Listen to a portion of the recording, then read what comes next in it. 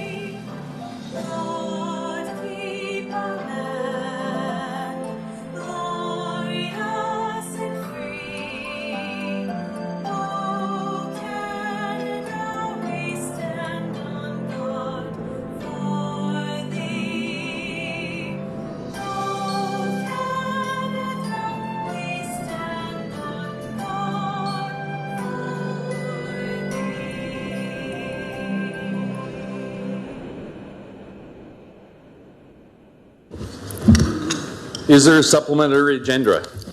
Yes, there is. I bet you I can't say that way again. On Friday afternoon, Council, we added one item to the consent agenda, number 13B4, Arts and Culture Representative on the National Indigenous Arts Festival. It'll be included in the consent agenda. Okay, item 8, disclosures of pecuniary interest, direct or indirect, for open session agenda items and the general nature thereof. Councillor Solomon. Regular agenda item number 11A. It involves a client, and consent agenda B3, which involves a client. Okay, item 9, recognition. Thank you, Council. This evening we have a recognition of the Campbell Family Farm for receiving the 2019 BMO Ontario Farm Family Award at the 2019 IPM. Welcome the Campbell family to the Centre. Oh, and I got to fill out the form, don't I?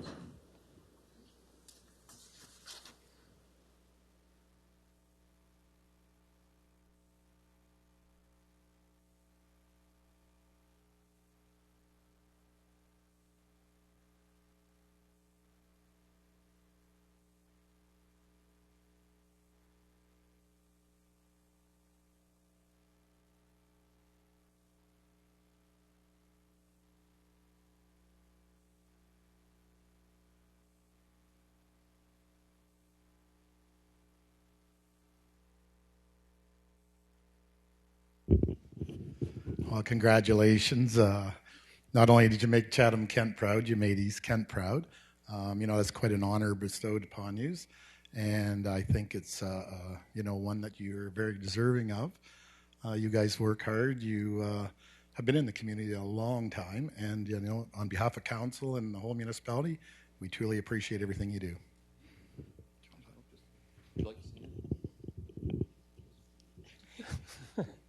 I'll try to be as short as Steve. Thanks very much to the council there. We're really humbled by all the support we've had this year. And it was last September we traveled up to the plowing match at North Bay, which usually that time of year on the farm you think, well, we can't get away to that. But, it was a life-changing experience. And a lot of the things we see down here, we're pretty fortunate we got compared up in there where people drive for miles and miles to get. But thank you very much to everybody.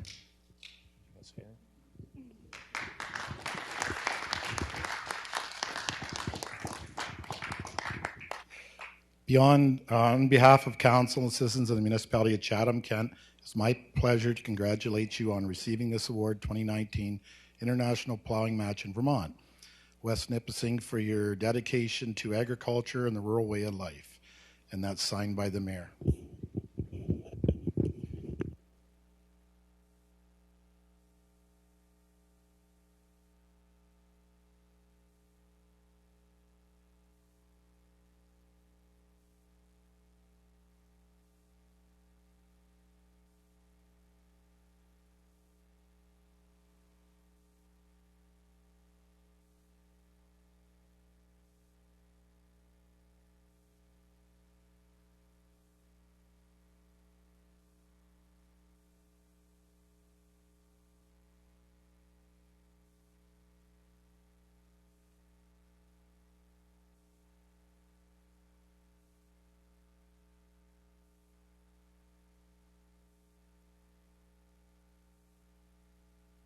Item 10, planning.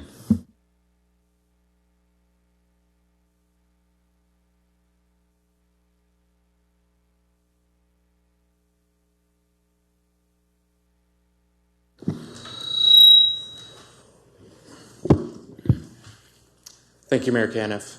The process to be followed for each application is as follows. 1, the clerk will announce the item. 2, the mayor will ask if there's anyone present other than the applicant or their agent with an interest in the item and to indicate so by raising their hand. 3, individuals or their agent present with an interest in the item other than the applicant will be asked to proceed to the podium, provide their name and address council. 4, council will be asked if it has any questions of each presenter and then the applicant. 5, administration will be asked if they have any comments based on discussion that may have occurred. 6, council will be asked what action it wishes to take with regard to the item. If there's no one present indicating an interest in the item, there will be no presentation by administration, and council will be asked what action it wishes to take with regard to the item. If any person or public body that files an appeal of a decision of council in respect of the proposed applications does not make oral or written submissions to the municipal clerk before the proposal is approved, they are not entitled to appeal the decision to the local planning appeal tribunal if otherwise eligible, unless in the opinion of the tribunal there are reasonable grounds to add the person or public body as party to the appeal. Information on council's actions tonight will be posted on the municipal website. Persons receiving notice of this meeting will receive a notice of passing of a bylaw relating to any of the items presented here tonight if approved, including appeal procedures. Any other person who wishes to receive a notice of passing or notice of council's decision must submit a written request to the municipal clerk. Thank you. 10A, application for zoning bylaw amendment, CKSL Development Limited, Lansdowne Ave, Community of Chatham City. Council, you have received a few emails from us today for ones we've received throughout the day. Is the applicant, his or her agent present? If so, please raise your hand. Noted. Is there anyone present other than the applicant who wishes to speak to this application? If so, please raise your hand. Seeing none, what action would council like to take with regard to the application? Councillor B. McGregor. I'll move the recommendation. Councillor Crew. I'll second it. Any questions? Councillor Oche. Thank you, Worship. Through you to Ryan. Ryan, I'm sure you received the email as well from Julia. Do you have any answers for those questions? Thank you, Mayor Caniff. With respect to the email from Ms. Sambo, I do. With regard to question number 1, how much traffic will be added to surrounding streets, and is this the only access point? How will the speeds be enforced? If this development proceeds to the plan of subdivision application, a traffic impact study would be required. It's not anticipated that increased traffic would cause any negative effect on the local streets. There is only proposed to be one future access to this subdivision off of Lansdowne Avenue, as that's the only current frontage on a municipal street, and speeding is enforced by Chatham-Kent Police Services. Question 2, how much of a buffer zone will there be between my and my neighbor's properties to separate the subdivision from us, and will there be fencing to keep it secure?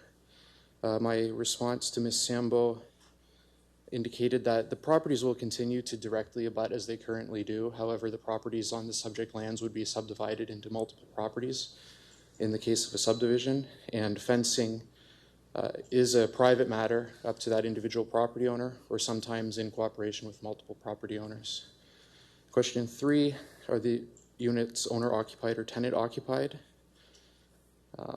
My response was any house can be owner-occupied, tenant-occupied, or both, and housing style and type is proposed by the developer, and the density of housing units are within Chatham-Kent's policies for low-density development. Question 4, how will my property values be affected? My response to that is not a criteria in recommending a land use planning change. Thank you. Councillor Finn. Thank you, through you. Just a question, because one came up with regards to the parking on the road. Will that be affected? Because I do know that many of those residents rely on street parking. Thank you, Mayor Caniff. Should the subdivision proceed in the future under an approval, Parking would be removed from the east side of Lansdowne where the new street would join to Lansdowne in that area. So just a couple of spots then, or will that be all the way down? Not all the way down, just in proximity to the intersection. And our traffic engineers will look to see how far back the no parking signs would be from that intersection. So maybe approximately one car on either side of the connecting street. Councillor Sakachi. Through you, Your Worship, I just had a quick question. Right now, we had a brief opportunity to talk prior to the meeting, but there was another email that was sent through in regards to the storm sewer management. Can you just kind of touch base on how that will affect the current storm sewers in that area? Is it capable to handle that, or is there going to have to be separation in that matter? Thank you. Thank you, Mayor Caniff. That's a good question, and the answer really draws to one development constraint that Chatham-Kent will experience as it implements its growth strategy over time, and that is related to the existing infrastructure. At this particular neighborhood, the sewer system is quite old and undersized. The sewers take all of the sanitary sewer flows as well as all of the stormwater, all of the water that runs off from roads. So a plan of subdivision application could not proceed until there was a municipally led sewer separation in that entire neighborhood. And that's part of the reason why this application is only proposed to rezone the lands to establish the principle of use to residential, but not go so far as to recommend approval of a draft plan of subdivision. And just one more quick question for you, Ryan. So the how long are we, like, is that something that's on is it in our agenda to be doing that area? I mean, that's more for Mr. Kelly. I'm not sure, but is that an area that we're looking to? Because we need to do this is a great way to increase some houses in that area. But I just want to see like a time frame. Is that something that is on our agenda already, or is that going to be just streamlined because of this project? And one more quick question, and it's going to actually be directed towards Mr. Norton. I know this is totally separate, but it's important to ask. The school that's in front of there, is that a local owner of that school, or is that something that's been purchased outside of because I know there's a lot of complaints about the school, and I think that it's important to have this conversation now because we already get lots of complaints about that school. What's going to happen when there's more housing there? Thank you. I'd like to just address the first question before I forget, which is happening right now. Timing on the sewer separation. So it's probably something that's best left to a future council meeting. So as the report indicates, Chatham-Kent has commissioned a third-party consultant to do a detailed condition assessment of all Chatham's combined sewers, as well as a suggested priority ranking. That study's anticipated to be completed this spring and brought before council this summer. Give council a full picture of the quantity of sewers that do need to be separated, but the council may be aware that it is actively engaging in these projects as funding is available and as the needs arise. So, Mr. Mayor, I'll defer to Director of Planning Services. I actually don't know who owns that property. I think the director has a little more information than I do. Thank you, Mayor Caniff. You're talking about the old Victoria Park School. Is that the school? Yeah, I believe it is. It's an out-of-town owner, but I don't have the name offhand who it is. But yeah. Thank you. Looking forward to the development. Thank you. Councillor Crew. Thank you, Mayor Caniff. I just have a question, just for clarification.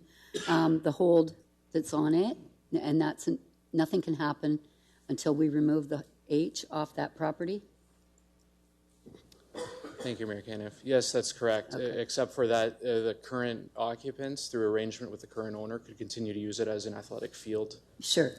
But nothing can be built on there until we're satisfied with the conditions and that we lift the H off it, right? That's the correct. hold. Okay, thanks. Seeing no other questions, we'll put it to vote.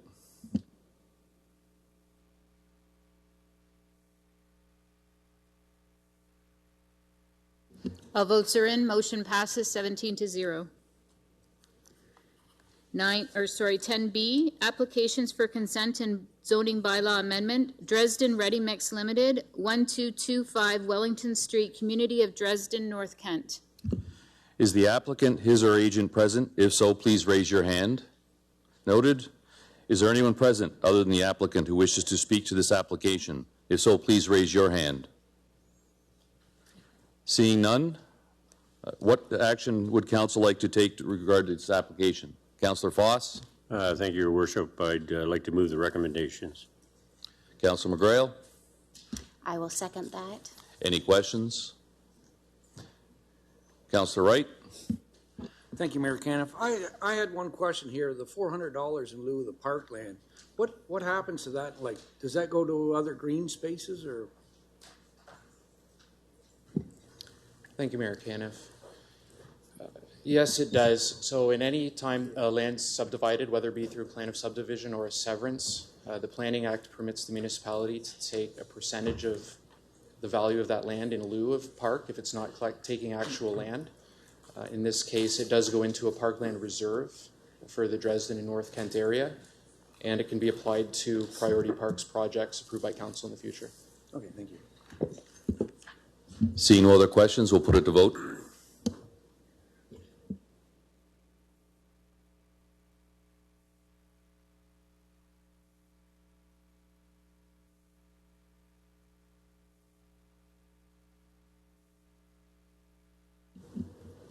All votes are in. Motion passes 16-0. Item 11, announcement by Mayor. Consideration of proposed declaration to close part of the road allowance known as part of road allowance between lots 6 and 7, concession 1, geographic township of Dover West, municipality of Chatham-Kent, depicted as part 15, 24R 10632.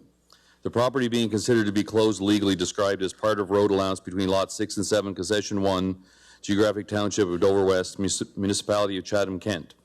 During the week of February 3rd, 2020, a notice of intention to close the above noted road allowance was published in the Tilbury Times newspaper for a 1-week period and advertised on the municipal website beginning on January 28, 2020. I will now invite any person wishing to be heard to approach the podium and give reasons why their lands will be adversely affected by this declaration to close this portion of the road allowance. Seeing none, what is the will of council? Councillor McGrail? I would like to move it. Seconded by Councillor Harrigan. I'll second it. Thank you. Any questions? Seeing none, we'll put it to vote.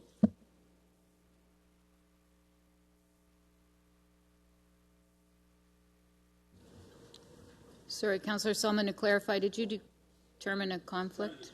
Thank you. All votes are in. Motion passes 16-0. Item 12, deputations. No deputations were received for this evening. Item 13, consent agenda. Is there any items that individuals like pulled out to discuss separately? Seeing none, can I get a motion to accept the consent agenda? Councillor Foss. Thank you, Your Worship. I'll move the recommendation. Councillor Kirkwood-White. Happy to second. Any other, all in favor? Opposed? Carried. Item 14, notices of motion. Councillor McGrail. Thank you. I, Councillor Jamie McGrail, hereby provide notice that I will bring forward the following motion at tonight's council meeting for discussion and voting. Whereas Bill 156, Security from Trespass and Protecting Food Safety Act, is new legislation that is an important way to keep farms and food supply safe for all Ontarians. And whereas Bill 156 provides a balanced approach to protecting farms while recognizing a citizen's right to protest.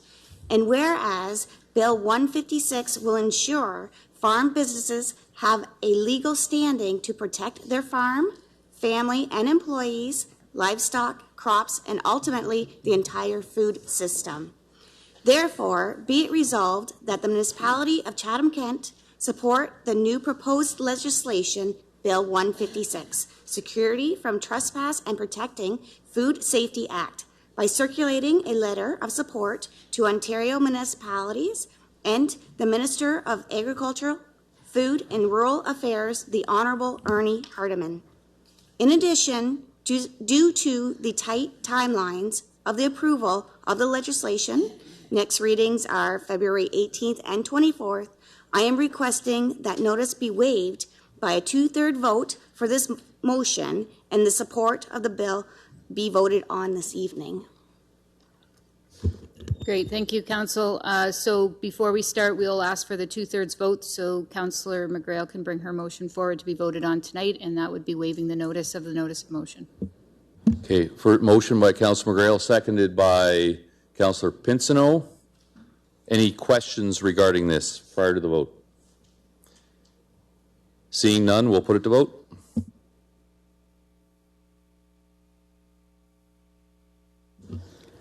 All votes are in. Motion passes 17-0. Councillor McGrail. Thank you. So we are going into the third reading of this bill, and I think it's really important that we support, our agricultural sector and our farm businesses. We here in Chatham-Kent have been affected by this previously, and I think we need to stand behind our citizens and do the right thing and vote for this. Thank you. Seconded by Councillor Pinsino. Any questions? Seeing none, we'll put it to vote.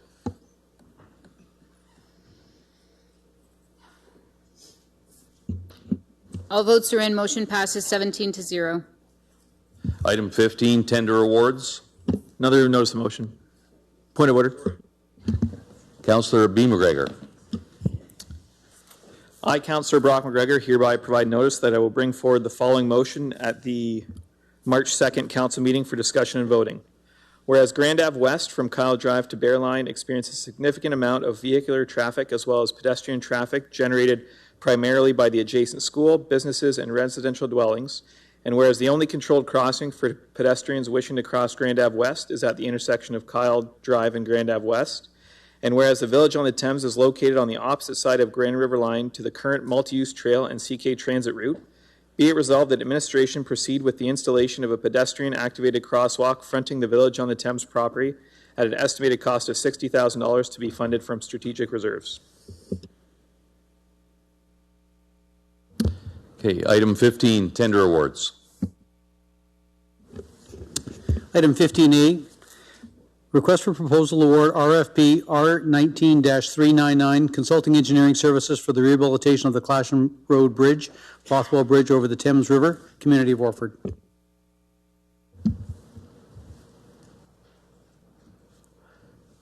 Councillor Pinsino. I'll move it, Your Worship, but I got a comment if I get a second. Okay. Councillor Wright. I'll second that, Mayor. Okay, Councillor Pinsino. Thank you, Worship. Through you to Thomas. Thomas, is this something we can design in-house or not?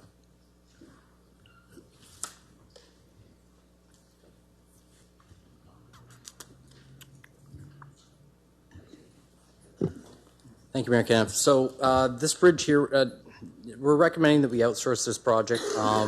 It has being the estimated cost of this project is going to be approximately $4 to $5 million for its replacement. Being that large of a structure is typically we recommend that these types of projects get outsourced for consulting effort for assistance as well. Just kind of working with the County of Elgin because this is captured under the boundary agreement, and there'll be a cost share associated with this project as well. Just for that ongoing dialogue and communication. Okay, so this project is cost shared? Yes, it is. Okay. All right, thank you. Councillor Oche. Thank you, Your Worship. Through you to Chris. Chris, is this not a bridge that we could use that would be similar to Thamesville's bridge? Like the engineering? Thank you, Mr. Kenneth. Sorry, can you repeat the question? Sorry? Is this not a bridge that we could do similar to the Thamesville bridge that we already have engineering papers for? No. Well, this bridge here is a little bit more unique. What we proposed to do for the Thamesville Bridge was a complete replacement, constructing the brand new bridge right next to the existing, keeping the existing in service, whereas the recommendations that's going to be for this bridge project is going to be a rehabilitation because there's still a lot of salvageable aspects of the bridge that we can reuse to have a remaining service life available. Okay. So it's going to be a rehab versus replacement. Okay, thank you for that. One through you, Your Worship. Do we not have a refab at all that we already done, or that we'd have any engineering on that we could just reuse? So what the consultant's going to be assisting with is essentially doing the detailed design and really taking a look and verifying what aspects of the bridge are reusable and salvageable before putting the actual design together and the tender together. So to answer that question, once we get into the actual detailed design and evaluate what can be salvaged and what can be done either using prefabricated members, using cast in place members, et cetera, innovative technologies, we're going to investigate that as part of the detailed design before coming back to council. Thank you. Councillor C. McGregor.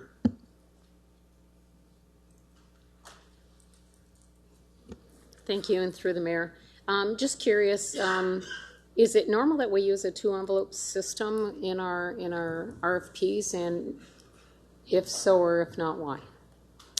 Thank you, Mayor Kempf. Yes, that is the standard procedure for a request for proposal. It's to receive the detailed proposal and evaluate the technical proposal before proceeding with the cost envelope, which is envelope number 2.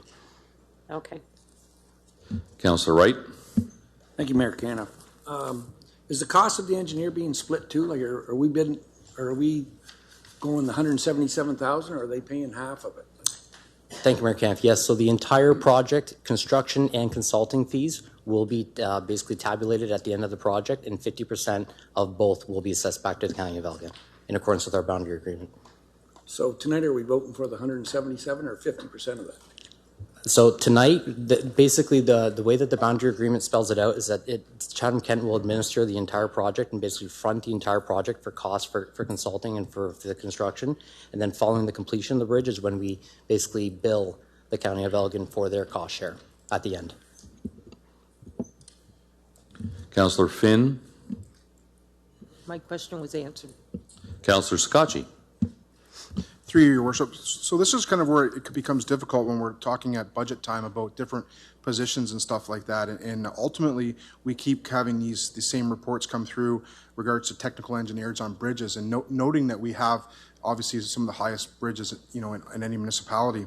So when does it become cost effective to insource that? I know we always struggle with staffing, but I'm looking at $200,000 essentially for one bridge. That's essentially like when we're talking about these FTEs, that's essentially 1 1/4 person, for 2 years. So, I mean, I know that there's a fine line to pay, but it seems like every time there's a big bridge that comes in, we're seeing consulting prices in the hundreds of thousands of dollars. So is that something that would make sense?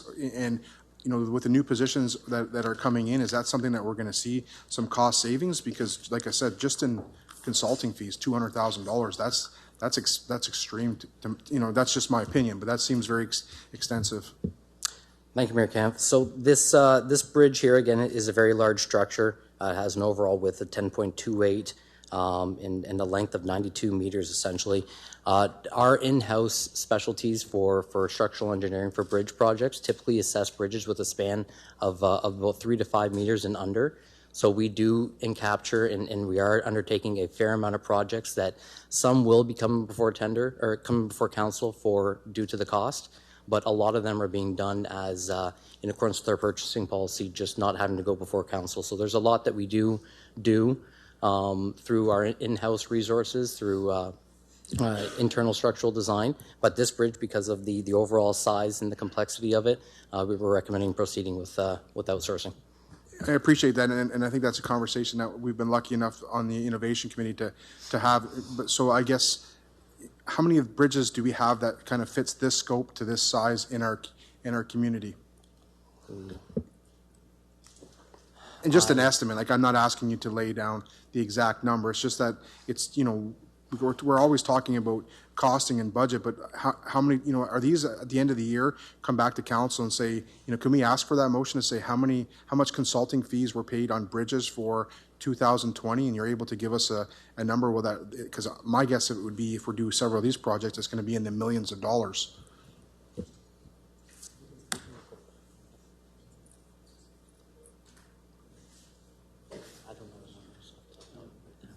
So thank you for the question. We don't have the data. So anything greater than 3 meters, we have about 865 bridges in our inventory. What we can do, and we plan to come back to council with an innovation report, we could include that data exactly segmenting it to say we have so many of this size greater than 50 meters, greater than 20 meters, et cetera.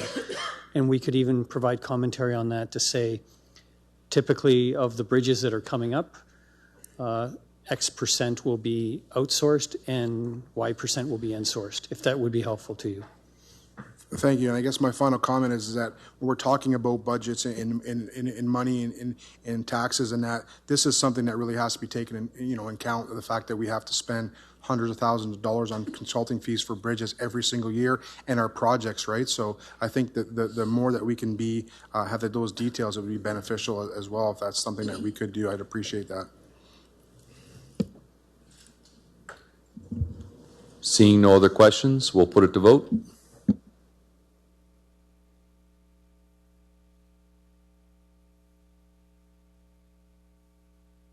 All votes are in. Motion passes 16-0. Item 15B, sole source Terranet Inc., OPMA ownership mapping data and products. Councillor Kirkwood-White. I'll move the recommendation. Councillor Foss. I'll second that. Any questions?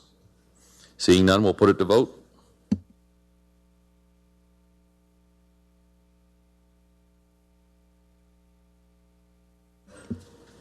Councillor Crew. All votes are in. Motion passes 16-0. Item 16, infrastructure and engineering services. Item 16A, reduced load and Class B highway bylaw amendments. Councillor Harrigan. I'll move the recommendations. Councillor Bondi. I'll second, thank you. Any questions? Councillor Harrigan. Just a quick question about process here. This looks like this is a pretty standard practice in the world of traffic engineering. But I'm wondering, just in the context of some of the feedback we've had around Talbot Trail and the Talbot Trail closure, where residents have felt like increased traffic is worsening their road, is there a process that they could go through to get their road like reclassified or rezoned based on new traffic levels? Recognizing that this is a bit of a different process, but are the two related? Thank you, Mayor Caniff. In this report here, we're just making amendments and updates based on what's already out in the roadway. But if there was a new roadway to be added, we likely do an engineering assessment of that roadway to make sure that it can handle the regular Highway Traffic Act maximum weights. And if not, then we would come back and recommend if it's going to be a long-term weight restriction, then we would classify it or declassify it down to a B class highway, and that road would then be subject to those weight restrictions. Okay, thank you. Councillor Pincinel. Thank you, Worship. I agree with this. I guess in principle, our roads are a mess, and this year especially, we have no frost in the ground, and there's potholes everywhere. I guess my question is, how are we going to police this? Because obviously it's a weight thing, and you have to have either portable scales or a way to get them to a spot where they can be weighed. Thank you, Mayor Caniff. Our Chatham-Kent Police Services traffic unit does have a set of scales, and they are capable of performing spot, checks on truck weights. And from time to time, if whether the public or our public works staff notice that there is a problem, say for instance when the reduced load period is on and there's a problem on a road, the traffic unit is capable of doing that type of enforcement. Thank you. Seeing no other questions, we'll put it to vote.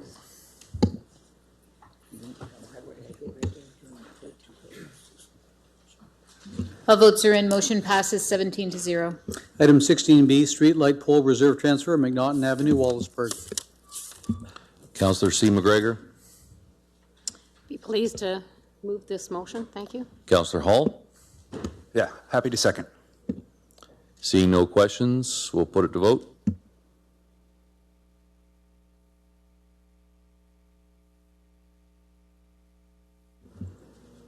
Councillor Oche. All votes are in. Motion passes 17-0. Item 17, community development. 17A, Chatham-Kent Council Growth Strategy. Your Worship, I believe Mr. Norton's received a number of questions prior to the meeting, and he's prepared some slides to address the questions. Mr. Mayor, thank you for this opportunity to speak to Council briefly about our community improvement plan. The plan will be coming up to Council for voting on in March. So tonight there's no decision required from you, but we did want to inform you that it is now out in the public for consultation and feedback, and I just wanted to give you a very high-level discussion about it. What we are proposing is a plan that we hope will promote growth in our community in a way that really encourages some significant growth to happen. So we're looking at creating a rebate of property tax program on the increase of eligible costs for any new development. In particular, what you'll see there, we're especially excited around the employment type buildings, such as industrial projects.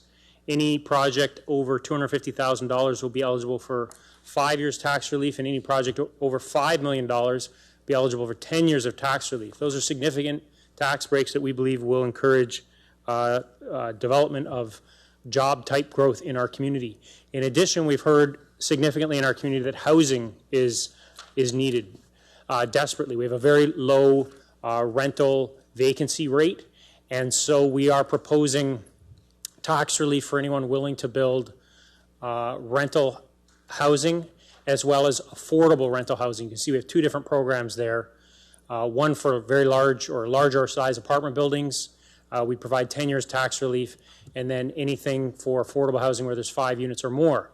In addition to this, we're providing, typically our program will provide for 60% tax relief for those number of years, and what we're proposing is an additional discount if anyone hurries up and builds within 2 years, and in that case we're proposing to increase the tax relief to 100%.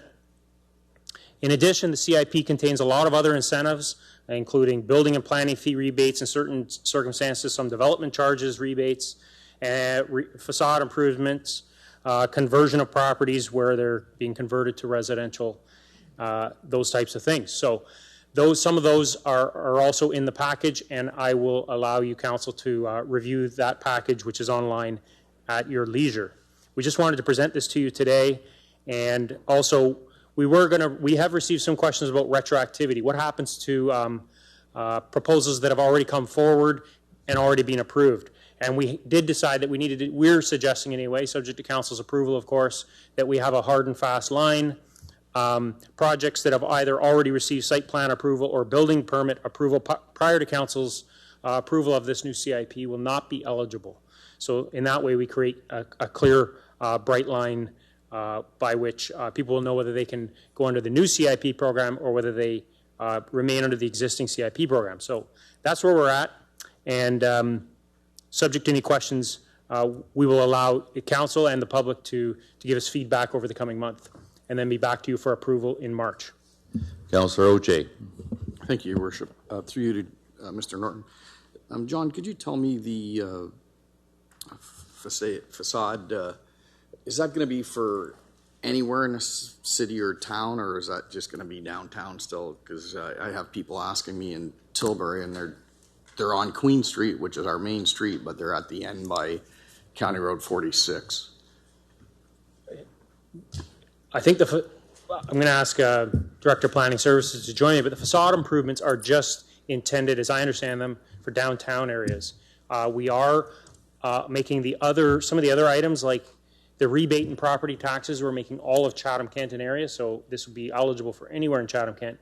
But typically, facade improvements are just in the downtown areas. Is that right? No? I'm hoping we'll adjust that. He's wondering if it's facade improvements only in downtown. Thank you, Mayor Caniff. Council, could you just repeat the first part of that, where this type of situation was? Oh, like Queen Street in Tilbury. Yes. We have Sally's Restaurant down on 46 and Queen Street, and they asked about it, and they're not in the downtown core, so they were not allowed to do it. Same with the Tilbury Senior Center was hoping to do some work on the front of their building if they could get a grant, but as well, they're not they're about 5 buildings down from the downtown, and they're not allowed to either. So thank you then. So the facade improvement program will continue to apply to what we call mixed use, mixed commercial residential buildings, i.e. Upper story residential, ground floor commercial like you have in your downtown cores. But it will also apply to any commercially zoned properties. So your Sally's restaurant example, I would say yes, it would apply to that. The facade improvement does not apply to residential only buildings. They're eligible for other type of programs depending on.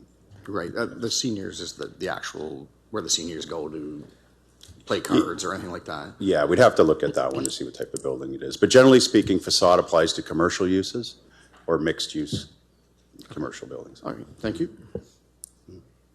Councillor Harrigan. Thank you. I have one question that you may not know the answer to yet, but I brought it up before, so I just wanted to bring it up again. At what point does the rate or the amount of taxes that we're deferring pose a risk to the municipality from a financial versus service offering perspective?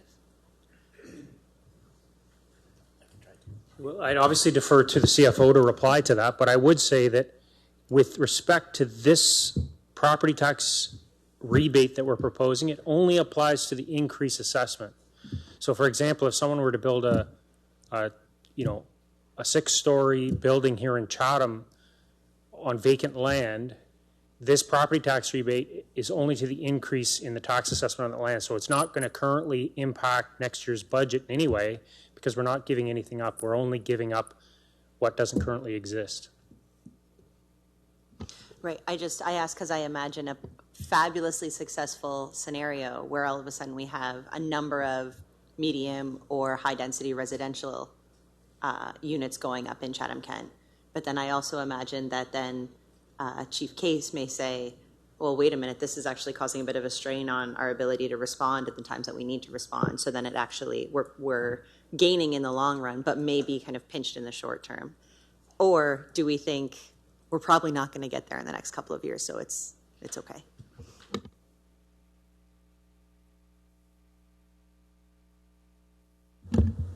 Mr. Quinton. Thank you, Mayor Caniff. This is to incentivize things that probably weren't going to come without an incentive, right? So the majority of this, it doesn't cost you, it just delays the timing on when Chatham-Kent will start receiving taxes on this. So there's, of course, a huge benefit down the road when these timelines fall off. That will be new assessment growth in those following year budgets.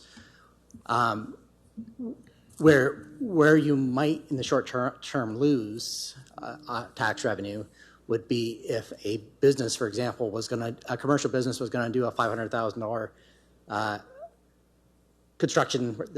They were planning on doing it. It's going to start in June this year, and now they're eligible for this, and so there might be a little bit of loss for the 1 year tax relief, for example, on the commercial, as on things that perhaps are going to happen anyway. But the main point of this is to put a huge incentive out there to get a lot of stuff done in a hurry.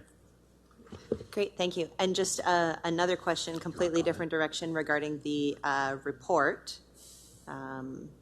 With I believe we're on the recommendations around the targets for population, jobs, and tax assessment, which is tied to this item. What factors prompted staff to land on the population increase to be targeted at a rate of 1% after we heard the kind of 0.1% from our consultants?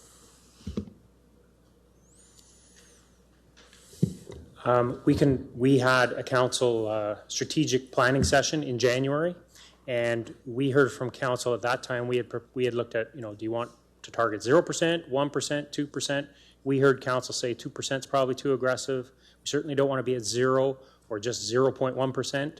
So we heard council say what we thought was 1%. We thought that was a realistic goal, and we think we can achieve it.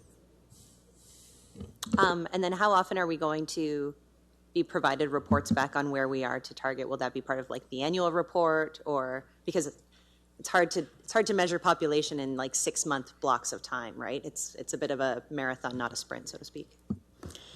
Thank you, Mr. Mayor. I do think all of this is a marathon, not a sprint. It's going to be very difficult to measure this in the short term, even on an annual basis. I'm really looking at more, as we get out the population data that comes from the federal government every, 4 or 5 years? That's where we hope to see really the increases. We know we could go up maybe in 1 year a little bit faster. We could even have a decrease, but we're hoping, like the stock market, over the long haul, it will increase. We're hoping that applies not only to population, but also to tax assessment and also to the third category as well. Great, thank you. I think the report's well done. I've only been able to glance at the CIP because I think it's somewhere around 40 pages or so. But I think that this kind of gets us where we're going, and it's really a generational conversation, right? It's what are we going to do now that's going to impact us in 10 years from now. So thanks. Councillor Pinsno. Thank you, Worship. Yeah, I think this is quite creative. And when you have to compete with London, Windsor, Sarnia, we're a smaller community. You have to put incentives out there to get the developers interested. And as Gord said, when you have vacant land now, you're getting virtually nothing for it anyway. This year, it's going to be a long-term gain. And right now, the economy is booming, and people seem to want to spend money and develop, and I think we need to strike when the iron's hot. It's going to have a long-term upside that I think, it's not going to benefit us maybe tremendously right now, but it will. At some point in time, the folks sitting around this table at that point in time will think what foresight we had to increase the assessment. I just think it's what we need to do to compete. Councillor Thompson. Thank you. My questions are along the lines of what Councillor Harrigan opened with. And I do think it's a good plan, and I am in support, so I don't want you to take it the wrong way. However, when we look at the next slide in regards to the other items on the CIP, exemption for development charges, rebates on building and planning fees, and those sorts of issues, I see that those actually having a direct impact upon our budgets. Can you explain that to me?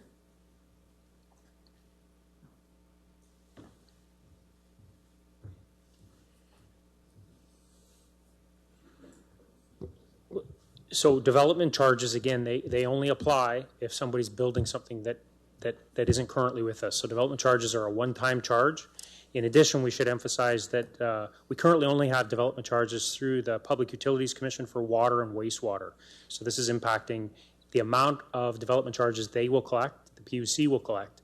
So of course, it's true, they will not have that revenue that's been given up for the intended purpose of development charges, which is to build out infrastructure. So it is a balancing act here, and that's ultimately why council has to make that decision. With respect to some of the other matters, like where we're actually giving money, I would say away, there's only a very few programs like that. Like number 5, the Residential Conversion Affordable Housing Grant. Those are direct grants. We have given those in the past. We're more or less maintaining those, and we think those are warranted in the circumstances. The facade improvement, is a cost to us up front, but we currently have some facade improvements that we have existing in our current CIP. So most of the changes that we're proposing are changes that are not going to cost us money. They're really giving up charges or taxes that we're not collecting at this time. Right, and that's kind of my point, John. Like number 2, the rebate of the building and planning fees. That is money that we won't be pulling in and we have to make up somewhere else, would it not be? That's correct. So how much are we anticipating? How much money have we set aside? Where is that money coming from? What happens when that pot of money runs out?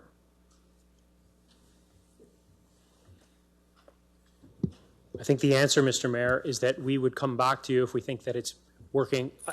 Everyone is describing an example of a situation that I hope happens. I hope I'll have to come back to you in 6 months and say, this has been a wild success. It's costing us a fortune. We need to change the program. We will come back to you then and recommend the program is pulled back a little bit. Council will always have the prerogative to pull it back. So that's my hope, is that what you're proposing might actually come to fruition. All right, and then on number 3, just to go back to that, and I should ask Mr. Sunderland, but we've discussed with the PUC reducing their development charges and putting that budget stress and impact upon them, and they're okay with it? Mr. Mayor, it's my understanding that the PUC has approved that they will be absorbing those development charge exemptions. Yes. Excellent. Thank you. Councillor Crew. Thank you, Mr. Mayor. I know that on Monday nights, everyone's watching us. Everyone. So outside of that, how do we get the word out? How do we tell people about this great plan? Do we market it to other communities? It's nice, like we mentioned, being competitive with London and Windsor, but we need to tell people besides our ratings. Thank you, Mr. Mayor. It's a great opportunity for me to introduce our community development coordinator, Karen Loney, who's going to answer that question.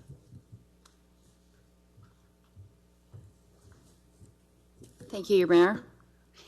Yes, we've actually already started a little bit. Part of the role is to connect with economic development and create a marketing package that they can use and really go out and sell Chatham-Kent. So we're starting to work on some draft wording, and once it's hopefully approved by council, that will there'll be boots on the ground and out there marketing within Chatham-Kent and external to Chatham-Kent. Thank you, Karen. Councillor Kirkwood-White. Thank you, Your Worship. I don't have a question. I just have a comment. I wanted to commend John and Karen, our new community development coordinator, on the format of the session that we had in January. As a new councillor, it was actually fun to try and walk through what could be some real life scenario case studies to guide the discussion on what we could be facing in the future and how would we handle it. So thanks very much. Councillor Sakachi. Through your worship, and I just wanted to make a couple comments as well. I myself had, it was a great activity to engage with local, the other councillors in different wards as well. And I think that one thing I just wanted you to touch on, Mr. Norton, if you could, that, I've heard some comments about this. I'm very supportive of this. We need to grow. We need to establish growth in other areas, not just Chatham-centric, although growth everywhere is beneficial. I don't, if it's Chatham, Wallaceburg, wherever, I'm content. But can you just briefly touch base on the fact that this isn't something that's just unique to Chatham, that we are competing with other municipalities that do offer some of these rebates and development charges exemptions as well. So I think it's beneficial to the public that they do hear that this is something that it's a competition and that a lot of people are seeking to grow their communities, and that there's other, basically programs like this elsewhere as well. So this isn't just unique to us. Thank you, Mr. Mayor. I agree. The mayor, the CAO, myself, economic development, the director of economic development, we're regularly meeting with investors who are telling us that we need an incentive program like this to encourage investors to come to Chatham-Kent. The reality is construction costs are very similar here as they are anywhere else in Ontario. The cost of cement is the same. The land might be a little bit more expensive elsewhere, but the costs of construction and labor are largely the same. So we're hearing from developers that they can build elsewhere. They can, on the housing side, either get affordable, they can get rental rates, at a higher rate in a community like London or Windsor than they can here. So why would they build here? The same on the job side. They can get access to lands that are already serviced and ready to be built, or buildings already that are already built. They can just move into them. And so what reason would they come here? So they want these kinds of incentives, and we believe that this will encourage businesses to come here. And in addition, Mr. Mayor, as the councillor referred to the fact that we're in competition, and absolutely we're in competition. Many of the incentives here on the board are largely copied from cities like Windsor, where we are in competition with developers for development. So what we're trying to do is be at least as competitive as they are, and give all the tools we can to our economic development team in order for them to market and encourage businesses to come to our community. Thank you very much. That was a perfect response, and I greatly appreciate all the effort that your team's done in this manner. Thank you. Councillor Solomon. Thank you, Worship. You put the slide that you had that had 1, 2, 3. That's the one. I don't think we're making any decisions tonight anyway. You've got another report coming back later, except the recommendations you've got here. We're setting metrics, correct? Okay, so I'll just express my concern, and I don't have an issue with the tax rebates. I do favor them being given to industrial growth as opposed to merely residential. I know why we want to do it with residential, because we have shortfall right now in rental properties, but industrial and commercial create jobs that last after the construction period. So I think we should look more favorably upon those than anything else. With respect to the, where did they go? Development charges. This is more of a question to understand. So if a trunk sewer has to be put in, or an extended water line, or a pumping station and a trunk line and a water line, who pays for it? Because the answer can't be that the PUC is going to absorb it.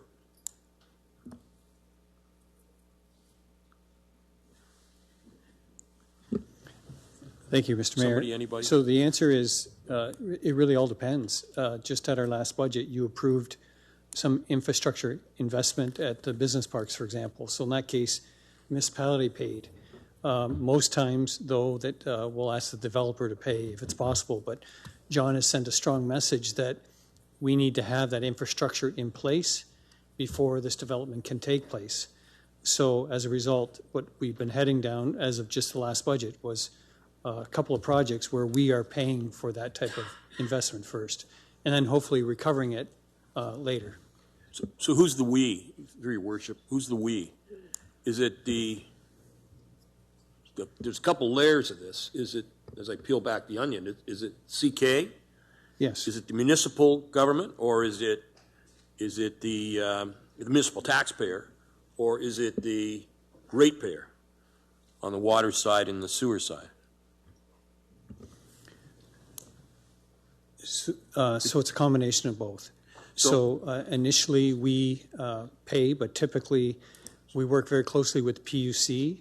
In the case of the Bloomfield Business Park, what you just approved was the entire project for us to extend those services, sanitary water and storm as well. But I have an agreement with the PUC general manager that he's going to refund us through rates through the ratepayers. So it's going to be a combination of both. Yeah, I think I raised this, your worship, even during the budget. My concern is you're asking the ratepayers, the existing ratepayers who may be living in a two-bedroom house somewhere in Chatham-Kent.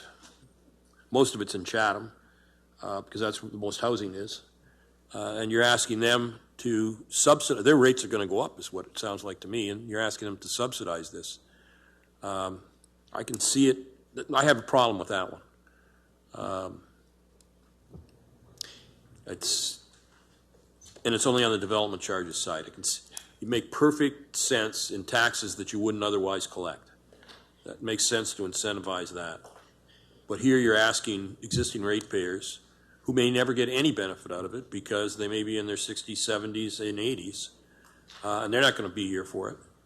And you're asking them to pay increased rates, it sounds like to me. So this isn't a night for decision anyway. You want some input. That's a concern I have. One thing is incentivizing growth and not, if you've got a brownfield site, and I guess the regulations there are proposed to change, so that's a good thing too. But if you've got an empty site and you're going to build a new building on it and it was sitting fallow anyway, it's newfound money. And you're not laying that on anybody else to pay for. But when you have to build a pumping station and a sewer line and a water line, and it affects the rates, you're asking my proverbial widow on Willimac to pay for it. And that's the person we got to keep our eyes out for. I mean, there's no two ways about it, whether she's on Willimac in Chatham or in Duffer in Wallaceburg or wherever she may be, or he. Widower. All I'm saying is think about that, because that is a different set of circumstances than taking an empty field site and saying you're not going to have to pay any taxes for a while if you put up a building. I guess, Mr. Mayor, number 3 up there, development charges, we're largely targeting existing properties that already are serviced. So it's not as if many of these properties are going to require new funding for servicing. It can happen. But, for example, there's another report on the agenda, the consent agenda tonight, talking about a housing project that will go in a location where there is already servicing provided. So development charges aren't only tied and required to be paid where the PUC has to install infrastructure. They're also charged just to any development, even if there's infrastructure already there. The point is to try to make growth pay for growth and build up a fund large enough to pay for that infrastructure growth as we need it. And I agree, Mr. Mayor, with the councillor's comments that this is a balancing act between making growth pay for growth or making the taxpayers pay for it or the ratepayers pay for it. That's the balancing act we're trying to find. And in fact, we're going to be coming to council later this year with some proposals on creating perhaps some new development charges to encourage growth to pay for growth even more than they are now, so that we'll have those funds needed to build out more infrastructure. Your Worship, this is not time for decisions, and that's why I'm giving the input. And you might want to refine your thinking to maybe set some standards where if a pumping station isn't required or there isn't sewers required and if there isn't a water line required because it's infilling, that may be a situation that's that if that's what you're aiming at, maybe we should set that in the regulations. Anyway, it's just a thought because that's why you brought it forward, I think. Okay, I just want to add a couple things that I don't believe has been said or might have been touched on. I guess housing is one of the most critical factors as a barrier to growth in Chatham-Kent. That's why when we're looking at offering that, we haven't had an apartment building built in Chatham-Kent in 28 years. And from what Mr. Norton was talking about, there's reasons why, is because of the economic incentives. So this certainly will push us over the edge in a good way to getting those developments made. That creates spots for people to move into Chatham-Kent and for potential employees to move in for other business. As well as I love this concept from an overall perspective of long-term planning. I believe that is a key function of council, is to look in the long term, that next month or 6 months from now, a year from now, we'll start seeing construction, but ultimately in the next 5 to 10 years, that's what our decision today in the next several weeks will define and move forward for the municipality. So I love the fact that we're looking ahead and planning for those next 5 to 10 years and what we're doing. So this will make a significant difference in the community. Seeing no other questions, Councillor Hall. Not really a question, but just a quick comment. Wanted to echo a lot of the councillors' comments and congratulate John and Karen. Welcome to the community development team. You're doing a great job. But I do want to mention as well, speaking of engaging with the community and getting some more feedback on this whole process, the Community Development Advisory Committee is teaming up with the CK Plan 2035 Committee, as well as the CK to the Power of Y Committee. We're holding a joint meeting and kind of similar to the brainstorming sessions that we had, gathering some feedback as a council, but we're doing it at the committee level. So this meeting will be held later this month, 26th of February. It will be held at Studio 175 William Street North in Chatham from 5:30 to 7:30. It is open to the public, so feel free, if anyone hears this, come on out, provide some feedback, listen to some of the engagement that's happening, and have your voice be heard. So I think we'll get some great insight that staff can gather from some of these community people that are on these committees that are very engaged, very bright, very creative, and I'm looking forward to that feedback as well that we can utilize throughout this process. So thank you. The clerk has informed me that we had all this wonderful discussion and we never had a mover or a seconder. So can I get a mover? Councillor Kirkwood-White, seconded by Councillor Foss. Seeing no other questions, we'll put it to vote.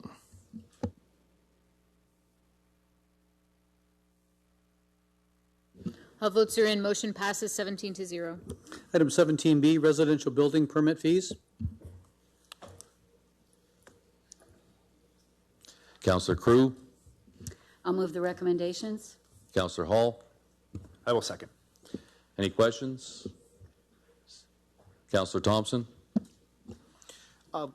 Questions are kind of in line with, along the lines of the last report I had. Just out of curiosity, how did we set upon the $50,000 limit? Thank you, Mayor Caniff. We looked back to other municipalities, what they offer.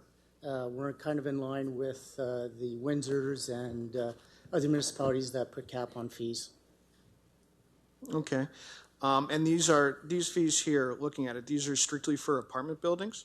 They're for residential buildings. So a developer would have to invest around $3 million in a residential building to benefit from this cap. Okay, so residential building, not residential buildings. Like if I put in a subdivision of houses, would this count? No, it would not. Okay, how come? Because this type of building, in my report, indicated counts for 1%, less than 1% of our total building revenue. If I did this for residential buildings, it would take a chunk out of our budget. Okay, so how did we set upon the, I guess, like, where I'm struggling is that if I'm building a residential building with 6 units in Blenheim, I have a smaller budget. I've had a harder time pulling that capital together, and I'm a small-time player. And then I'm getting a different deal than what a big-time player who potentially has access to that sort of capital and can mount this sort of expedition, for lack of a better term at this point, and they're getting a better deal than I am. How do I suss that out to the developer that calls me?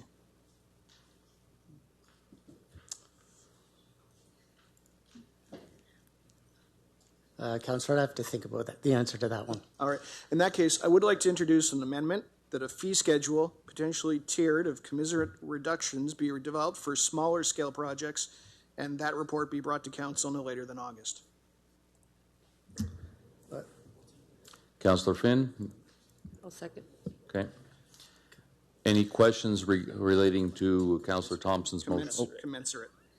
Thank you. I wonder if we could, Councillor Thompson could provide a little bit of clarification. So the way, sure. The way it's currently structured is there is a tiered structure right now up to about $3 million.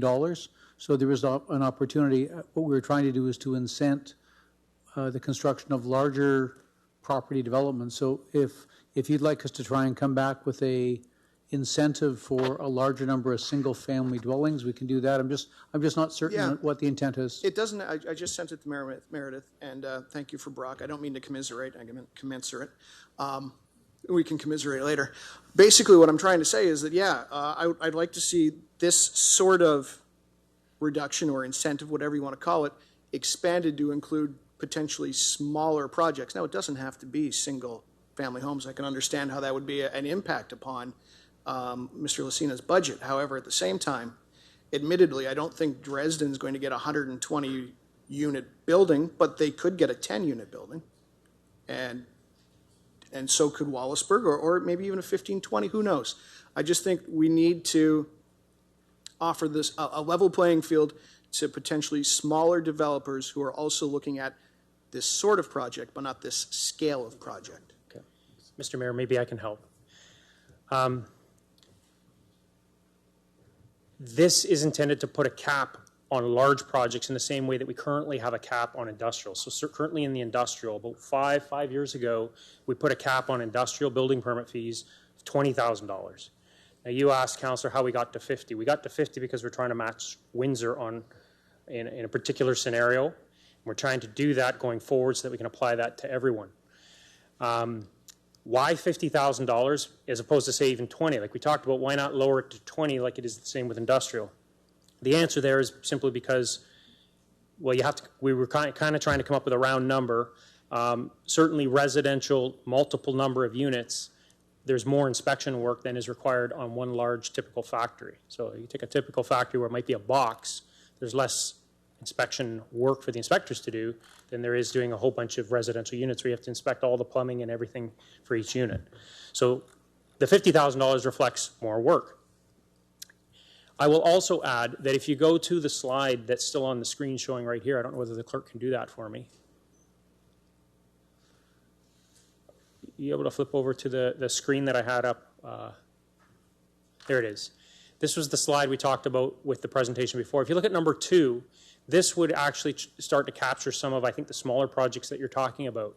What we're looking at is actually reimbursing, so we're going to give people a grant equal to 100% of whatever planning fees they paid and up to $20,000 in building permit fees. So that is available for sort of the smaller projects. So I think we are trying to tackle it both ways. We're trying to say on the smaller end, they're going to receive grants through the CIP program. I realize that council is not being asked to approve that tonight, but that will come forward to you in a month. So people would be able to get grants that way. They're also going to get other grants, especially if they're affordable housing. Remember, they're going to be getting tax relief. All we're trying to do tonight in this amendment to the building permit fees is create a cap at the top end so that people are paying a $50,000 cap as opposed to having to pay $200,000 or $250,000 or $300,000 and saying that's unaffordable. Why would I pay that when I can go to Windsor where it's only $50,000? So we're trying to find the two ends, I think, of the stick. No, and again, I can appreciate that, but at the same time, taking a look at the financial implications here, 120 residential unit worth $40 million would be capped at $50,000, right? But then the way I read it, basically would be a 60-unit residential unit would also pay $50,000. And then potentially a 30-unit would also pay $50,000. And I'm saying there has to be some sort of way, and I don't know what it is, that's why I'd like to give it back to you to think about, to make it more enticing for those smaller local developers to mount this sort of project. We can certainly look into that, Councillor. Just for clarification, we're looking at apartment buildings. Right, apartment buildings, yes. Okay. Yep. And I sent it off to Meredith, but if Meredith could pull the including single unit constructions out, that would be closer to what I'm currently looking at there. To clarify, that's for rental units, correct? Or is that? Whatever this would be allowed for, I'd imagine condos might fit into it as well, but yes, single rentals or condos, whatever the case may be. I don't get into the whole legal, what definition of a condo or a rental.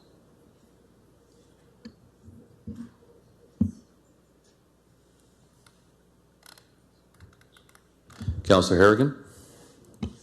Just a question directed to my colleague, I believe, Councillor Thompson. Is this motion to replace the recommendations or to be in addition as to? well as, not instead of.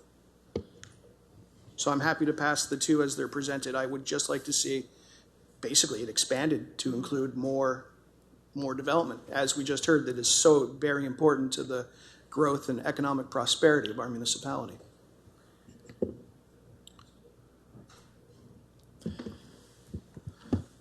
Mr. Mayor, so the only thing maybe as a word of clarification is just if council could remove the word potentially tiered, because that sounds unclear to me. If council wishes us to create a fee schedule that is tiered, then we'll go away and do that. I don't know what potentially tiered means. It meant, if I could be clear, maybe you had a better idea, but I'm happy to remove potentially. So, Mr. Mayor, if I'm allowed to give my better idea. Yes, you are. Please do. The better idea, Mr. Mayor, is to leave our recommendation alone and provide the incentives through the CIP as I showed on that slide.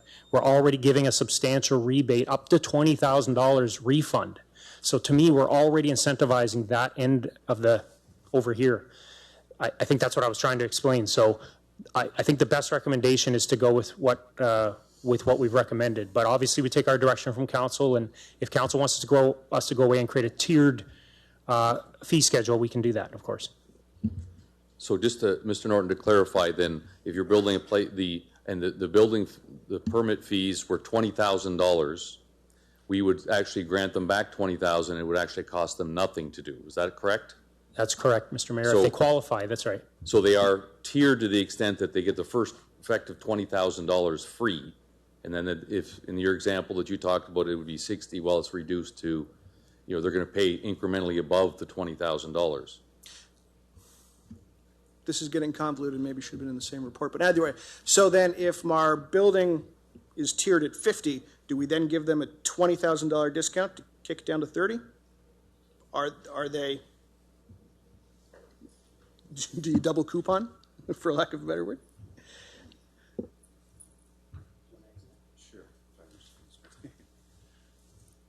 Thank you, Your Worship. So right now, as it's proposed, there is no building or planning fee rebate for large-scale apartment buildings or any apartment buildings at market. There is a fee reduction down to 0 for affordable housing developments only, and that's more than 5 units, with 25% of the units being affordable. That makes sense. Okay. Explain that to me again. So the only one getting a break in the CIP is an affordable housing project in simple terms. And in simple terms. And then, but on this one, this is all apartment buildings. This is a cap of 50,000, as Paul said, for any multi-unit residential. Yeah, I'm happy to let this stand and see how it goes. Should we be including smaller scale rental projects? Because I don't think any of them in the CIP contemplated things to be built that were going to be owned and lived in by the owner, correct? They're all contemplated for rental housing. Yes. Correct. So are you okay with putting rental projects in there, Councillor Thompson? Okay. Absolutely. So, and the second, Councillor Finn, are you good with that? Okay. Councillor C. McGregor. So if it's going to be just for rental, what if it's somebody building a smaller project of, say, condominiums that people are going to buy where the rent is not owing? So it's not really a rental unit. It's then a purchased condo unit. So, like, I think when you put rental in there, you're, again, limiting the small project.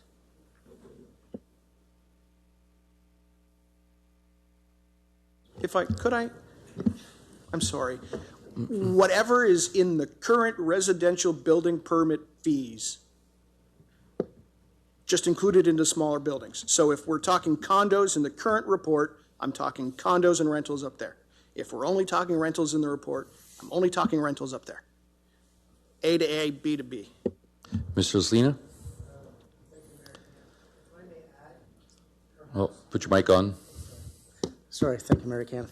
If I might add, maybe we could just call them multi-residential.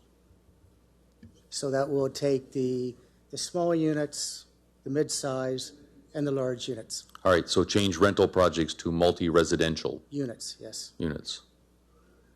All right. Councillor Thompson, are you good with that change? I think so, yes. Councillor Finn, you okay with that change? Councillor Crew.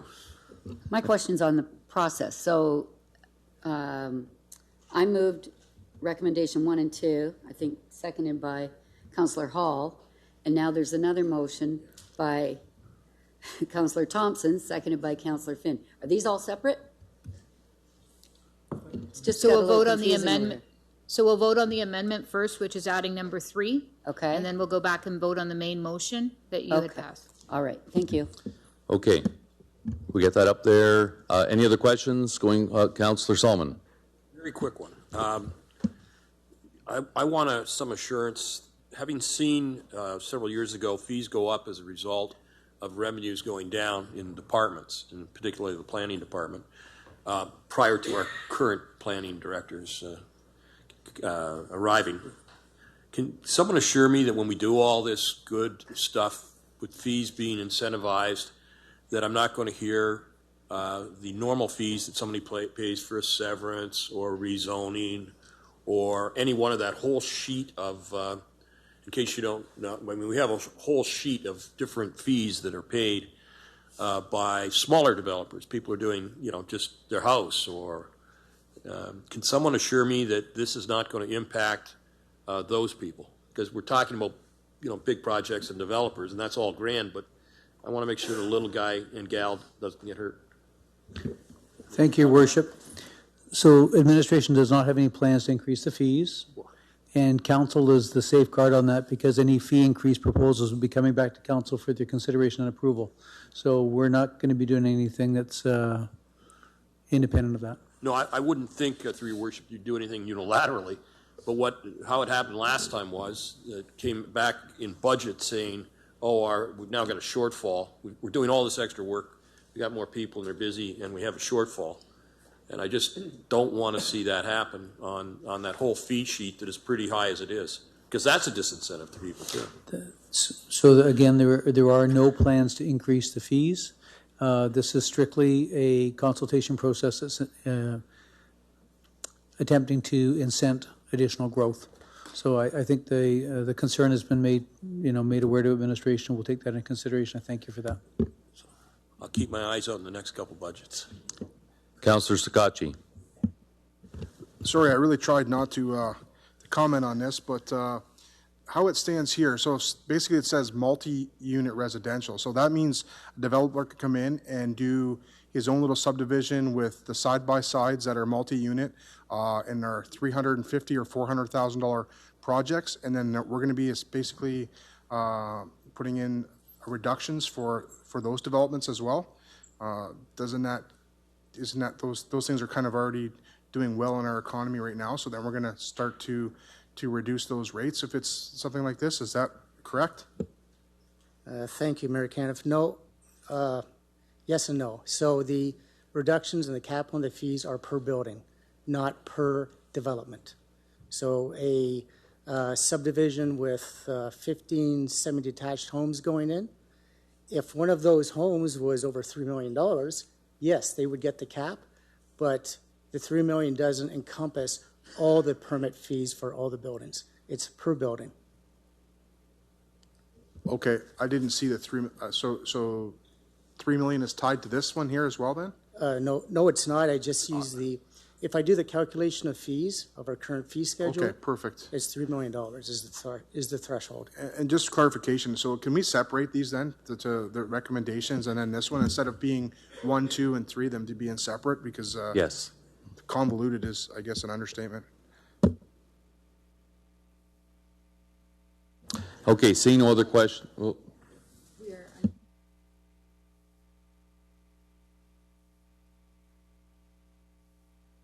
okay, I'm hearing that we're right now, in order to be very clear, we don't want administration kind of wondering what they're being asked for here.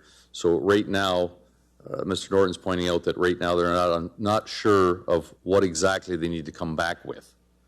And Mr. Norton, can you clarify what your issue is with this motion? Yes, Mr. Mayor. So potentially tiered. Do you want it tiered or do you not want it tiered? And secondly, a commensurate reduction. So we've not created any reduction at all. What we've done is put a cap. So are we? I wouldn't know how to compare what we're doing to what this is asking us to do, because I think this motion is intended to try to create some comparison to the cap that we're proposing. So I'm happy to go away and prepare a report. I'm just trying to understand what exactly you want us to come back with. Like, should we have tiered caps maybe, or I'm not sure. Is there a suggestion, Mr. Norton, you could provide to the to Mr. Thompson or Councillor Thompson and Councillor Finn to that they might be considered? Do you have any ideas?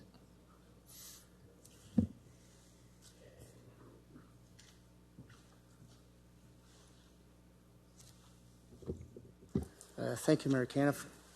I would probably suggest a cap similar to what we're proposing for the multi-unit. Our building permit fees for residential haven't changed in the last five to 8 years. We've tried to keep them the same. Fees for residential has gone up by CPI most years, but otherwise we've tried to keep those as minimal as we can.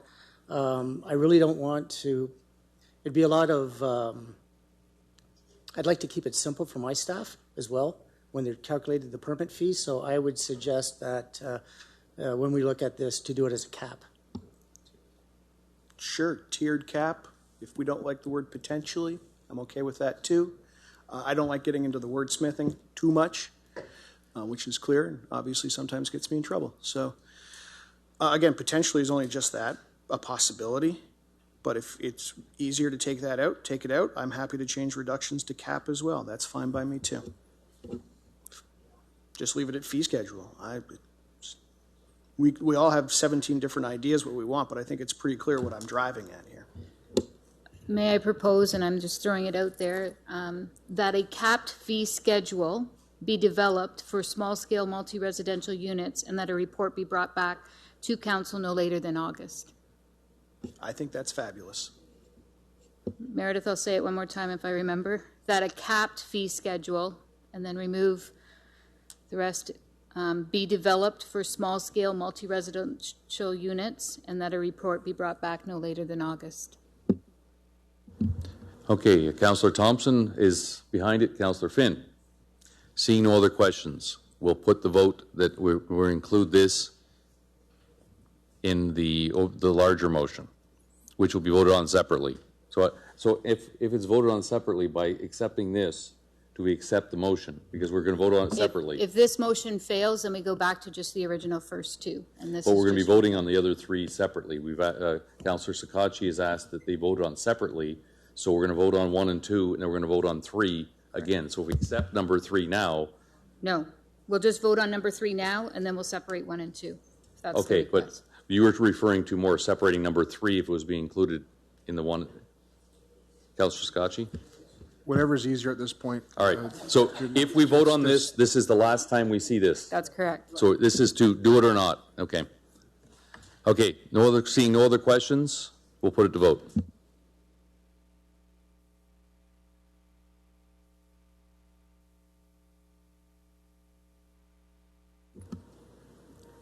All votes are in. Motion passes 11-5. All right, we'll go back to the original motion. Any other questions related to this one? Councillor Scotchy, you're good with keeping these together? My only concern was the third one being brought in there where it sounds like it was going to. Thank you. Okay, so seeing no other questions, we'll put this to vote.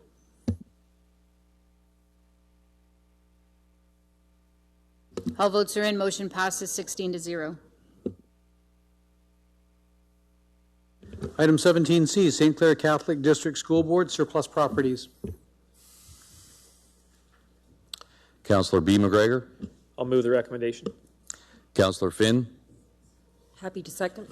Any questions? Councillor Harrigan. Thank you. Just regarding page 2, the last paragraph of the report, cites a regulation and basically identifies that before the municipality would offer to purchase, there's this 3-month period where we can kind of look for expressions of interest.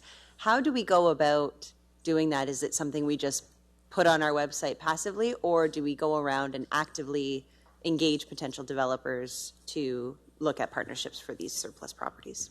Mr. Norton? Mr. Mayor, so we have engaged the services of one of our economic development officers, Spencer Prey. He is out actively trying to speak to developers and encourage them to consider these properties and discuss with us potential uses. And we have also advertised this on the website. We are trying to get as many people out in the community to know about this situation so that we can encourage developers to come forward. Great, thank you. Councillor Pinsino. Thank you, Your Worship. I don't believe we should be showing interest in these properties, and I've stated this before. We're told all the time we have too many properties in our inventory, and I'd hate to get stuck with any of these, honestly.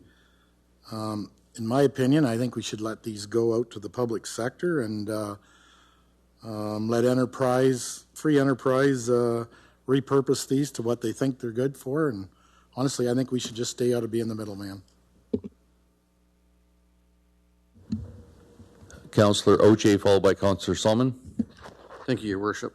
Through you to John? Sorry, not sure. Of these 4 schools, have we had interest from people for all 4 of them? Mr. Mayor, we've had, yes, interest from various developers and members of the community, various associations and groups that have shown some interest in all 4 of them.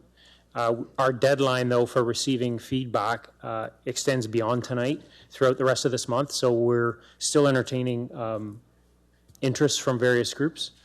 So the short answer is yes, we've received interest on all 4 properties. Okay. Also, through you, Your Worship, sorry. John, what would we do if somebody come in and said, yes, we want St. Joseph's School? Would we make a deal with them to sell it to them, or is that what we're hoping to do with these? So we would have a guarantee, basically, that we're not stuck with the property? So, Mr. Mayor, we're going to receive interest and an understanding from each proposal that comes forward as to what specifically they're proposing to us. And then we would bring that forward to council. Council will have the opportunity to deliberate on it in closed session because it involves us purchasing property. So you can look at that arrangement if necessary in closed session.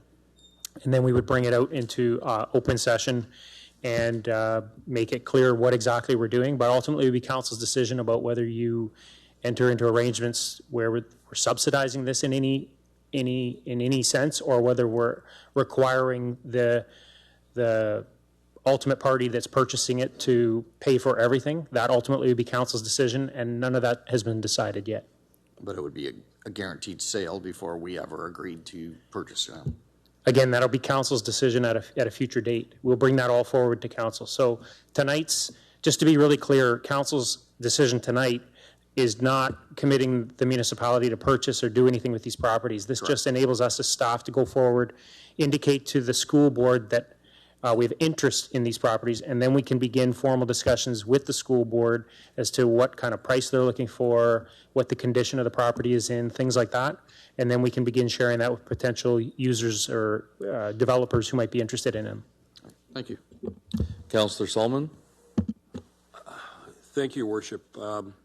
In reading all the materials, I don't have a problem with the municipality advocating or trying to find other people who are private enterprise, people who are involved, but I do have a concern similar to that expressed by Councillor Pincinel, that at no time do I want to see the municipality itself become an owner of any of the surplus properties, nor contribute any money to the purchase or the development of any of the surplus properties.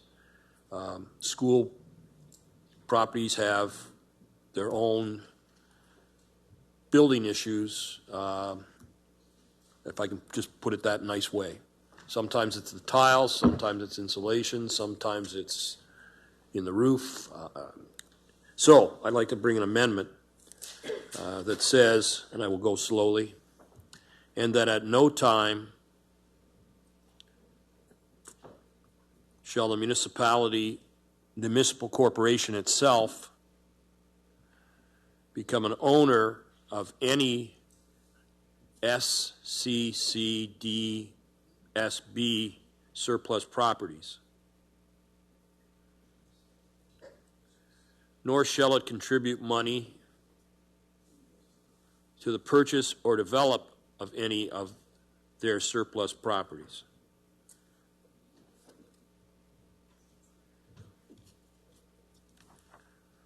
So hopefully that'll get up there. I did it slowly enough.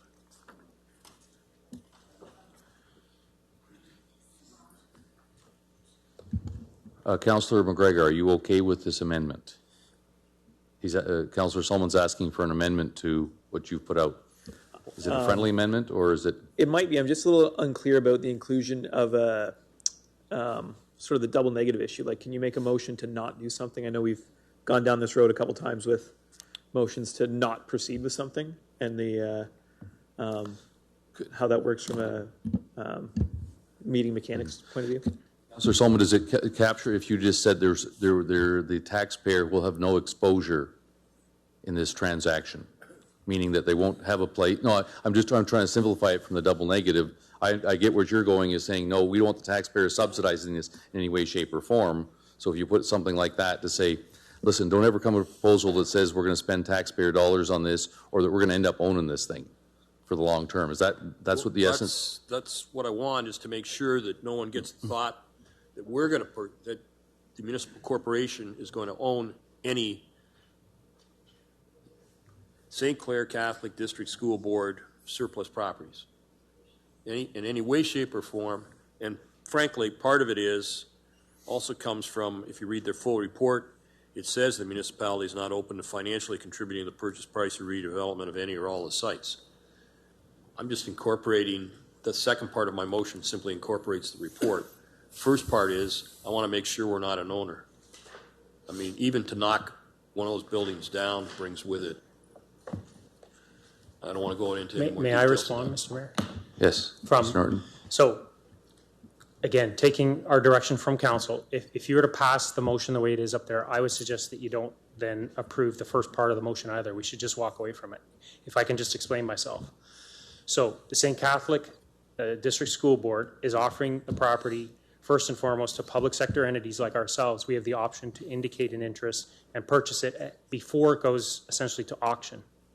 If council doesn't want to participate and consider that, then we should just let it go to auction. The private sector can then bid on it and buy it. That's a perfectly acceptable way to proceed. We won't get involved. However, the risk in doing that is that we will have two bidders. One bidder is going to be a local developer that wants to buy it. He puts in a bid, let's pick a random number of $100,000. And along comes someone from the GTA with $101,000, and they bid, and they're the highest bidder. They now get it. They buy without looking. Then they show up and they go, now I don't know what to do with it. Let's board it up and it'll sit until I sell it. So it sits for 10 years, and we've seen school after school after school in our community do that. We're trying to avoid that from happening. We're trying to avoid someone who's going to sit on it, trying to avoid someone buying it who's just going to sit on it. So what we're proposing is that we accept representations from the community, and if council decides that one of those representations is acceptable to council, then we would go forward to the school board, enter into an agreement of purchase and sale, we would buy it, and we would potentially immediately flip it to this person that we're going to sell it to, and we would know what they're going to do with it. So that gives us, in other words, the control of seeing that end result. It avoids it from being bought by someone who's just going to sit on it. However, in order to do that, it is going to require us to potentially become the owner of the property for a very short period of time. So if you're deciding tonight that under no circumstances do you ever want to own these properties even for a moment, that's what this motion does. So then you should, if you approve that, then that kind of negates the point of what we're doing. The second comment I'd make is that even with respect to not contributing any money, I would ask you to allow us to go and receive the proposals before you decide whether you're going to contribute any money or not. You'll have a future time to determine that. Imagine along comes a developer who says, you know, I'm willing to tear that down and put in a big factory, and there's going to be hundreds of jobs coming. All you have to do is contribute X number of dollars. Well, if you've already made the motion that you'll not, under any circumstances, contribute any money, it's going to take a motion to reconsider to change your mind. So I think we should wait and see what the community comes forward with. That's the recommendation of administration. So given that, Councillor B. McGregor, are you okay with the amendment, or are you sticking with what you've put out? No, that would not be a friendly amendment. Okay. So then we will have to, that would be a separate motion then? If I'm understanding Mr. Norton correctly, it would be in contradiction to the original motion. Yeah, so I got to defeat the original. Is that right? I'm not sure it's legally in contradiction. So if council wants to vote on this and it passes, that's fine. I'm just suggesting that there's no sense in us really going forward and expressing to the school board that we're interested in perhaps purchasing these properties if you've already told us under no circumstances are we going to purchase the properties. And if it fails. Look, I can simplify my motion by, I mean, I've made it very clear how I feel about it. I don't want to own any of these. They have no factory potential. They are in neighborhoods, except one of them, and I suspect the one on Raleigh Street is the one that somebody else has already expressed a desire for. But all the rest are in neighborhoods. And I have no desire to do that, but I'm willing to, I haven't got a seconder yet, so you can just vote on it, and if you want to become the owner, potentially owner of a bunch of properties, then you vote in favor, and if you don't, you don't. Do I have a seconder on that? You don't need a second, right? I said I would withdraw that portion. Oh, sorry. Okay. To simplify things. Okay.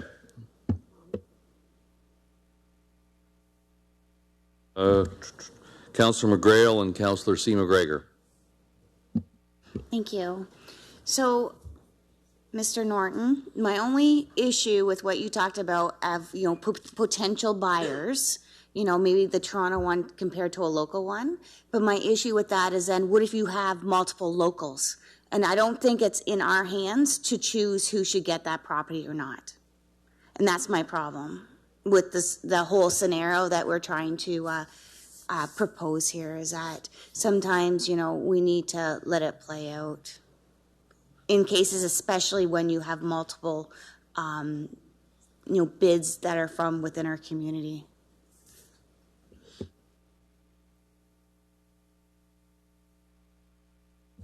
Councillor C. McGregor. Just want to ask a question for my own understanding, because I get the principle of what you're doing here and why you want to do it. But if we were to express interest and we have people that you are negotiating with that would be interested in buying it, we as a municipality, are we actually allowed to just flip that to somebody else, or do we not have to go to the public for consultation or put it out there for local bidders or anybody else, including that Toronto person, to bid it? Can we just flip property like that as a municipality? And that's not bonusing? So we are currently going through a public expression of interest, welcoming all bidders. So I think that's a fair and transparent process that we've gone out through our website. But we do this all the time. We, for economic development reasons, will make properties for sale to certain purchasers at a certain price to attract someone to come here. So I think that this is a transparent process. I think the council has every right to do this. I can tell you that I've checked with the school board. I spoke to their legal counsel. They had no concerns about what we're doing. So I think everything's fair and right. And ultimately, council will make their decisions tonight, as well as you will in the future, about what happens with any of these properties. You'll make those ultimate decisions in open, so everything will be above board and transparent. Councillor Scacchi.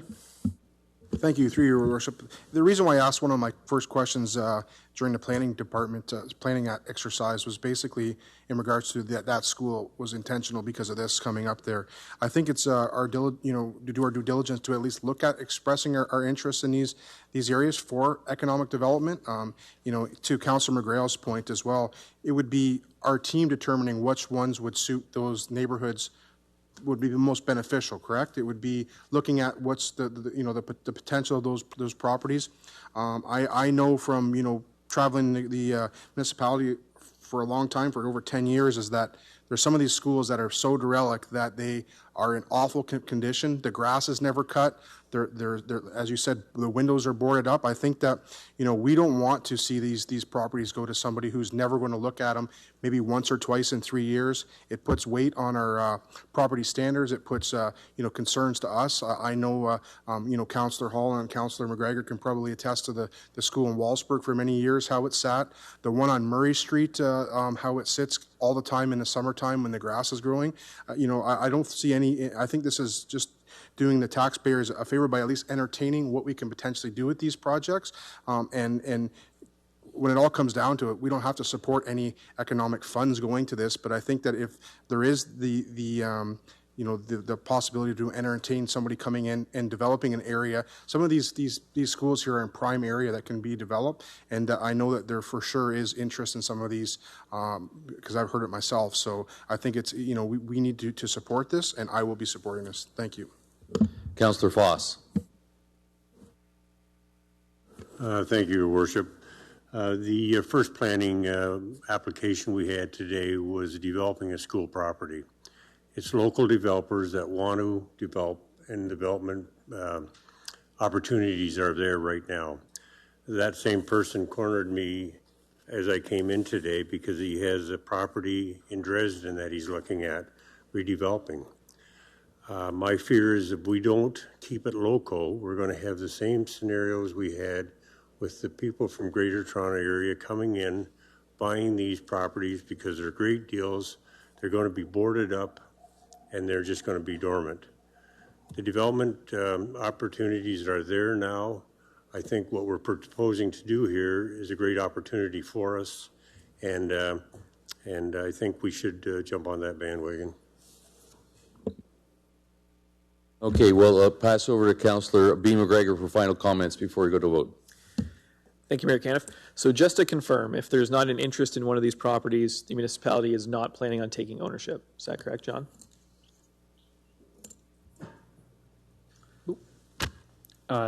That's correct as far as I know. The only reason I'm responding a little bit slowly to that is we're actually also determining whether there's any internal uses for the property, for example, social services or something.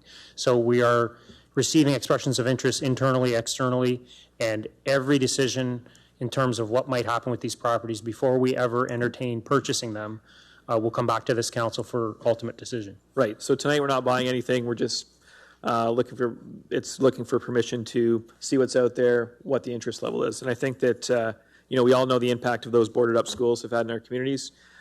This is a pretty straightforward report that just says we're going to pick up the phone and make some calls. I don't think it's anything controversial. I think it's something we need to make sure we're doing to prioritize the impact that this can have in our communities. Okay, with that, we'll put it to vote.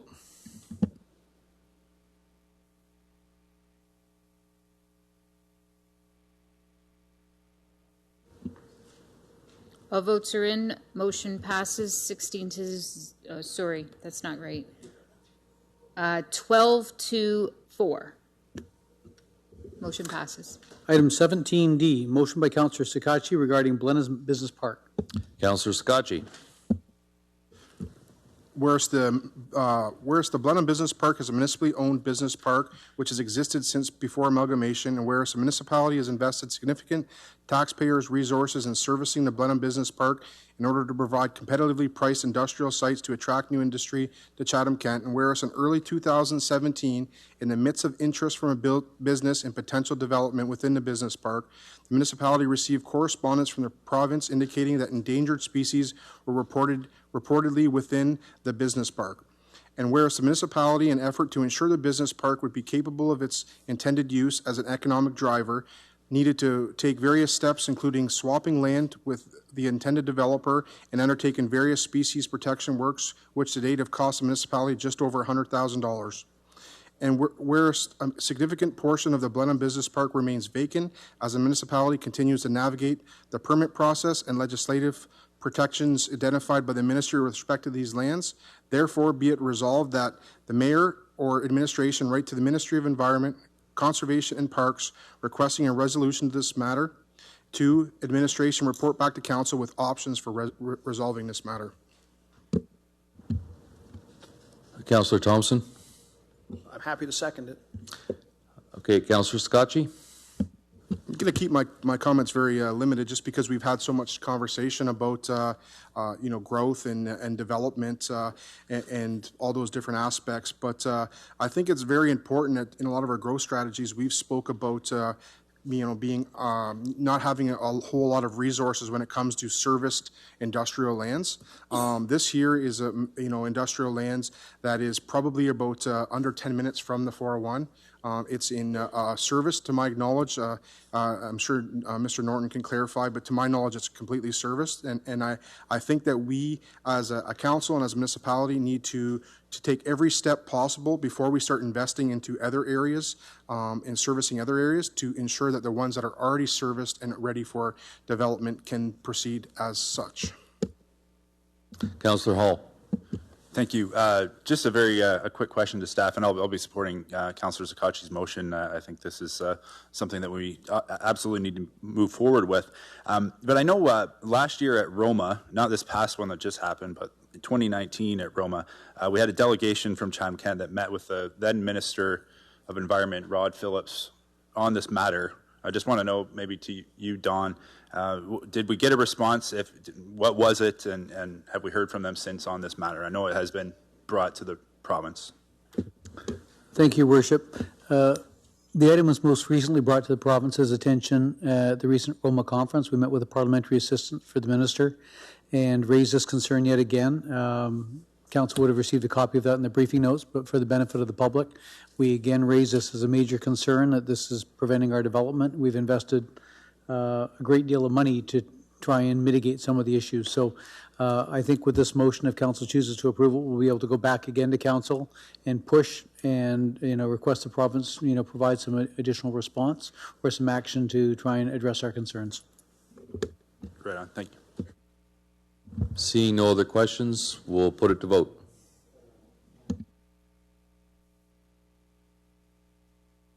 All votes are in. Motion passes 16-0. Item 18, Corporate Services.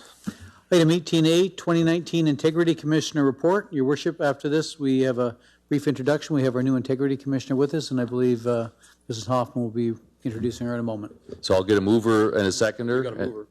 Councillor Solomon, seconded by Councillor C. McGregor. Ms. Hoffman, we'll pass over to you.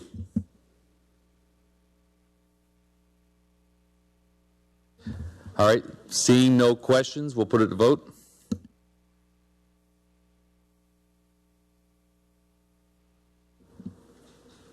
All votes are in. Motion passes 15-0.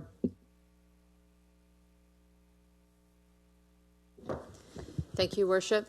In fall 2019, Council approved the hiring of Mary Ellen Bench as Chatham-Kent's new Integrity Commissioner. Ms. Bench has worked as a solicitor in municipal law for over 30 years.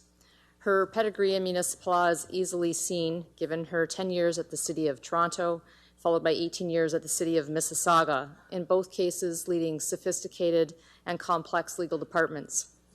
Her skills and experience include municipal law, municipal governance, conflict of interest and ethics, finance, economic development, land development, workplace investigations, and elections, just to name a few.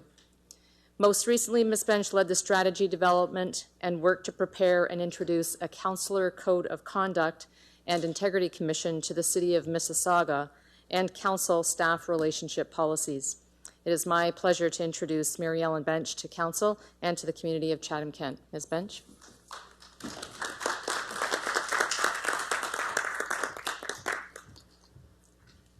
Thank you very much. Good evening, Mr. Mayor and members of council, and thank you for allowing me to come to the meeting tonight and introduce myself to everybody. So, as you've heard, I've had a long experience in municipal law. I've always enjoyed working in the municipal sector and have been involved in a number of different issues. As a municipal lawyer, you don't give advice on Municipal Conflict of Interest Act matters, but you can do education and training. And with the role of the Integrity Commissioner, I have three roles, as you know, which is to do education and training, to provide advice to individual members of council or council as a whole on matters. And I've had a couple of those requests already. And then my third role is to investigate, either informally or formally, when those matters happen. So I am very much looking forward to getting to know you all better and getting to know I've gone through the Code of Conduct and getting to work with you in terms of dealing with those kinds of ethics and conflict issues. So thank you very much. Any questions? It's been a long night, so thank you. Well, thank you very much and welcome aboard.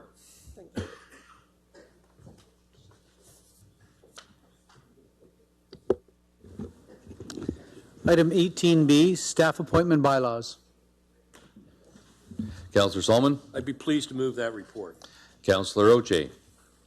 I'll second that. Any questions? Seeing none, we'll put it to vote.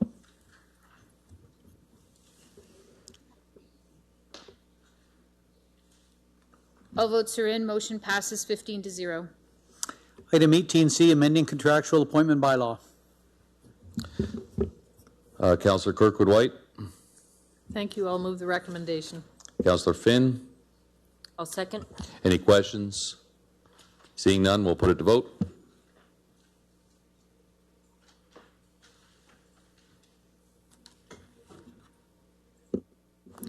All votes are in. Motion passes 15-0.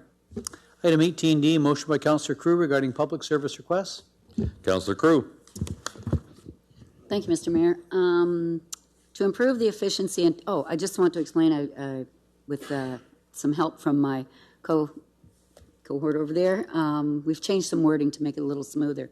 So I'll just read it. To improve the efficiency and time to respond to public service requests, it's recommended that Chatham-Kent residents submit all service requests to 519-360-1998 or ckinfo@chathamkent.ca to properly log and track, respond, and prioritize the concerns in the active citizen request and develop a public awareness campaign. Number 2, that staff explore options through information let me start that one over again.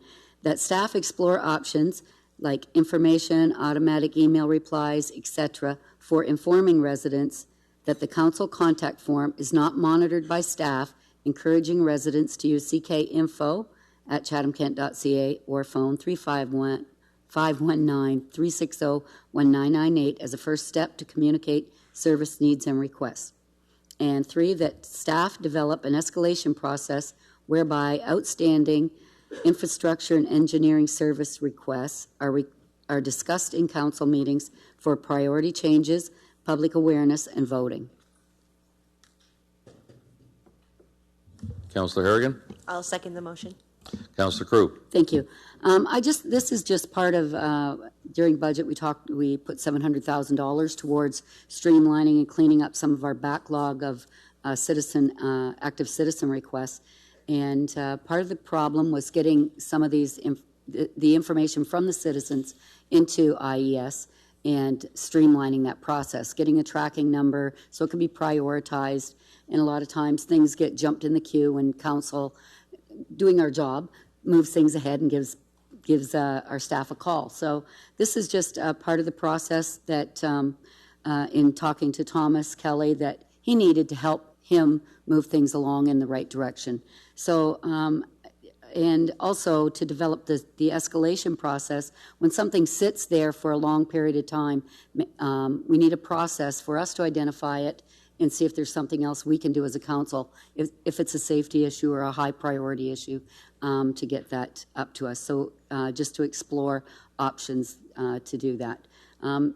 If I could get Thomas to talk about, how this will help us with our customer service improvements and in that process that you're working on. Mr. Kelly? Thank you, Mayor. Thank you, Councillor Crew. In our report of January 13th, we described that we had some 21,000 different work orders and that we had a significant backlog of about 2,000 work orders. That's pretty consistent. We're continually challenged with the demand exceeding our ability to supply, basically. So we have been looking carefully at each of our processes and really trying to optimize our overall productivity. These 3 items would move us in a much better direction. The key for us right now is when we look at our priorities is always safety first. So it's very, very important that we're always working on the highest priority items. And this really tightens our process and allows us to operate more efficiently as well. Councillor C. McGregor?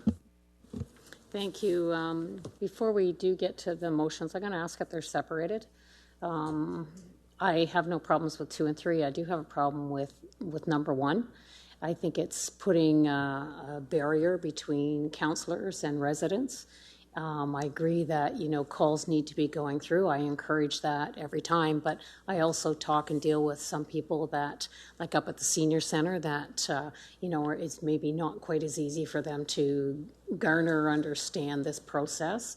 And there's always people that you run into in the grocery store and, I just feel like we're putting a separation barrier between us, and we're elected to be with the people and to talk to the people and help them with their requests. So I'd like to see them separated, please. We can certainly separate them. Okay, Councillor B. McGregor, followed by Councillor Harrigan.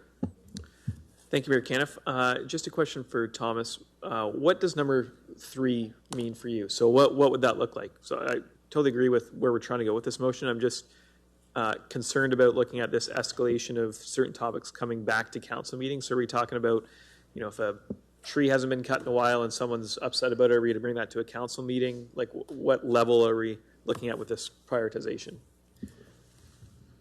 Thank you, Mayor. So I think it's best to answer what the current status is, and that is anytime a member of council gives us a request, that becomes our top priority.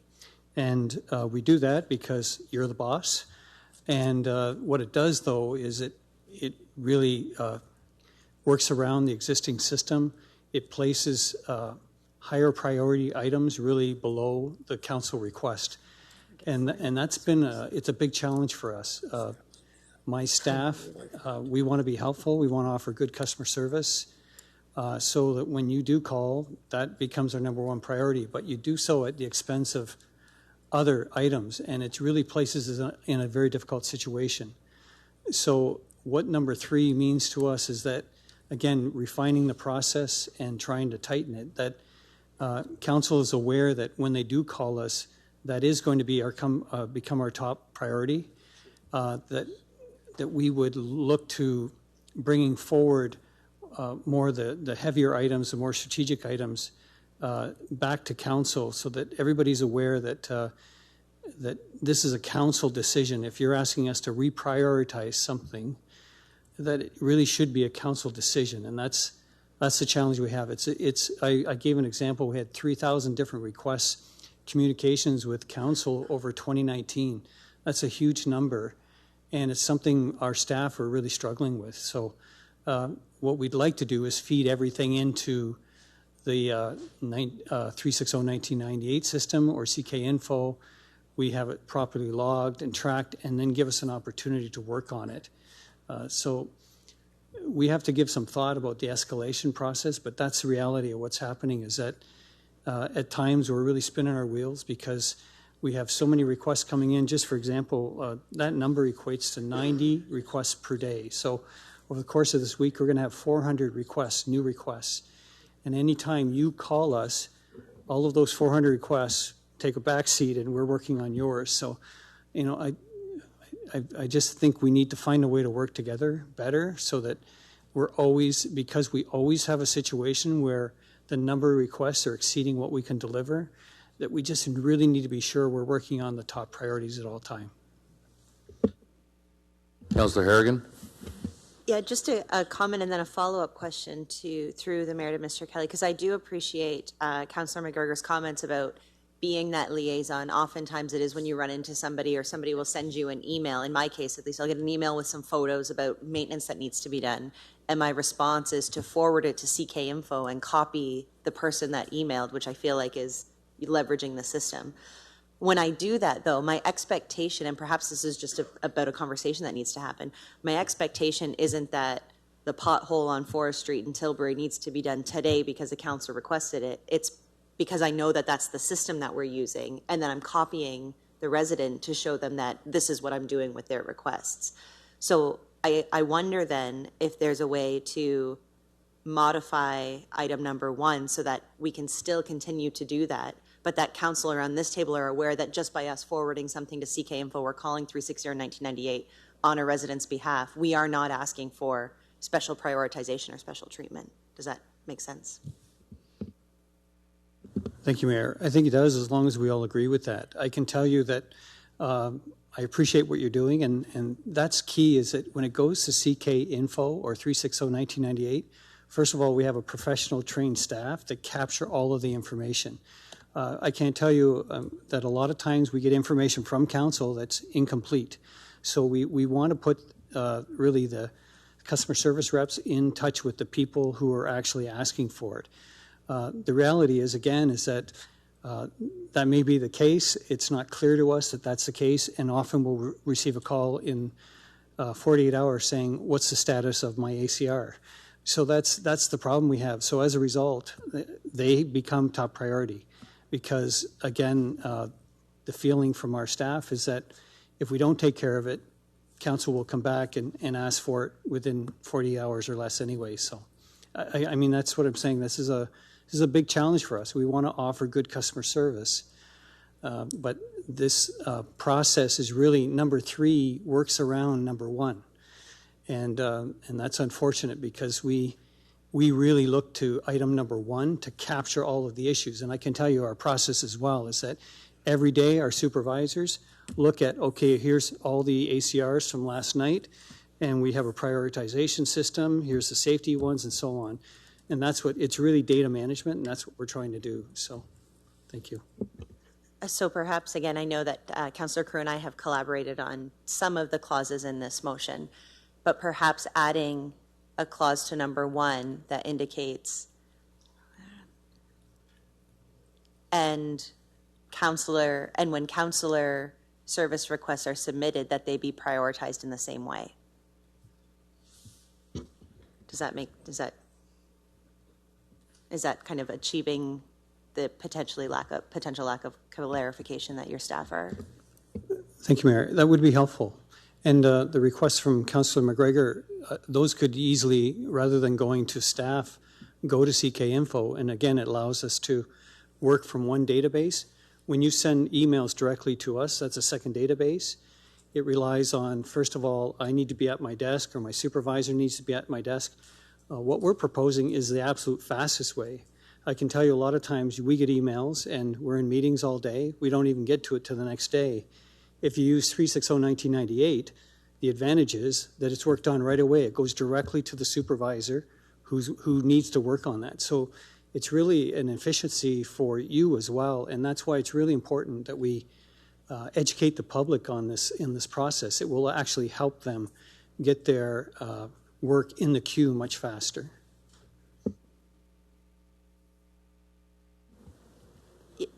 Councillor Harrigan, were you proposing an adjustment? Yeah, so I guess I'll ask Councillor Crew if she's open to that. I seconded the motion, so I'm amending the motion I seconded, but asking Councillor Crew if she's open to adding the phrase that, and when members of council submit requests, that they be logged and prioritized in a similar fashion.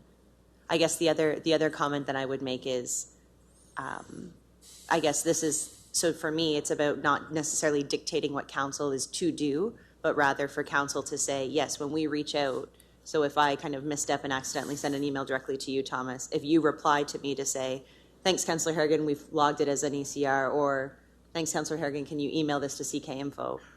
This conversation means that as a council, we're okay with that, for me. Councillor Crew, are you okay with that amendment? Absolutely.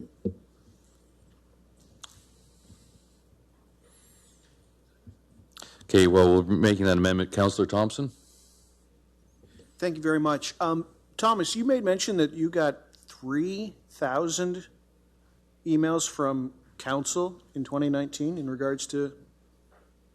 This is the thank you, Mayor. This is the IES group as a whole. That was in the January 13th report that we took a study over a 2-month, 3-month period.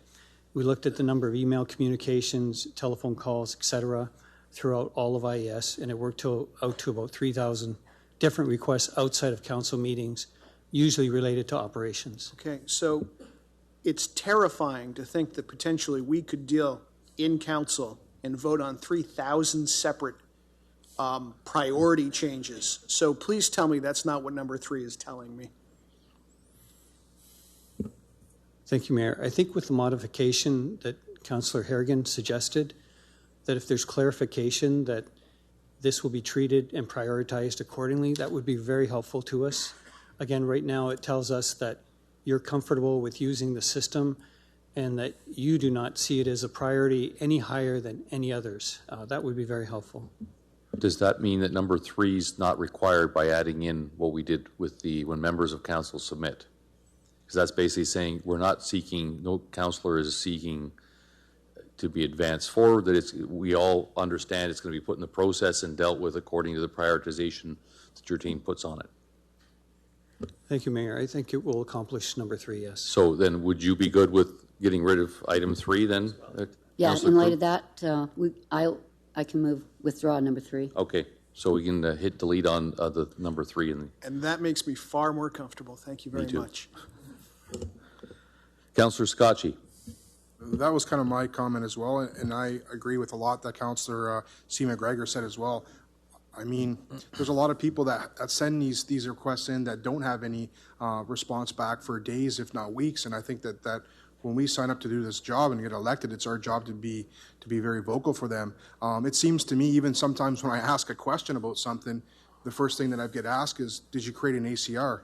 Well, when I'm asking a question, I'm not even sure if it's an issue yet. I'm looking for information, and I can tell you that my frustration level is very high. That every time that we basically call for some information, that's the first comment that's heard. So regardless of the motion being successful, I'll continue to put in the requests through email, through myself, and it's because like Councilor McGregor said, seniors, people that have challenges on the computers, people that really don't even know how to do the process, people that are lacking response and information. I think that I understand the context, but I think it's missing the whole aspect of what we're here to do for. So I can't support this how it stands. So I appreciate that, but the whole ACR process, to me, it becomes frustrating when you ask a question, and that's the first thing that's always sent, even if you don't know it's an issue. So.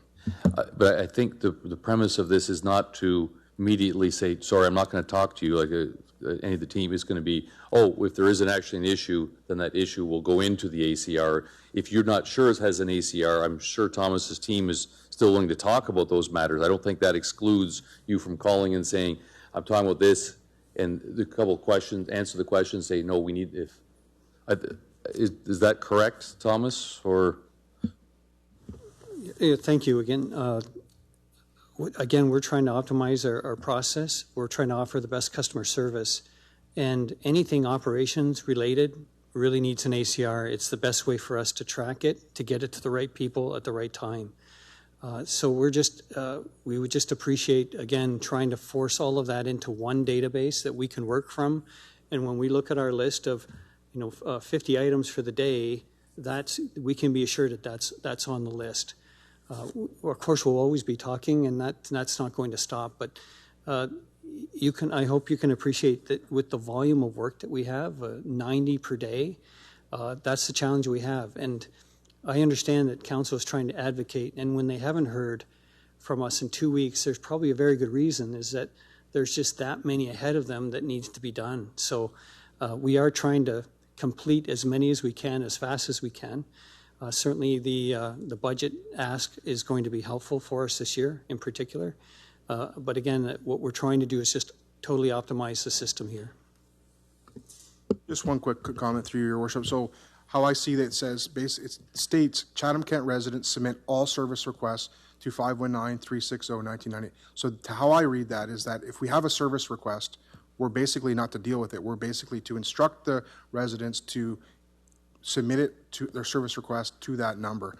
I still feel if they're reaching out to us that there's no reason on their behalf why we can't do that, which I'll continue to do.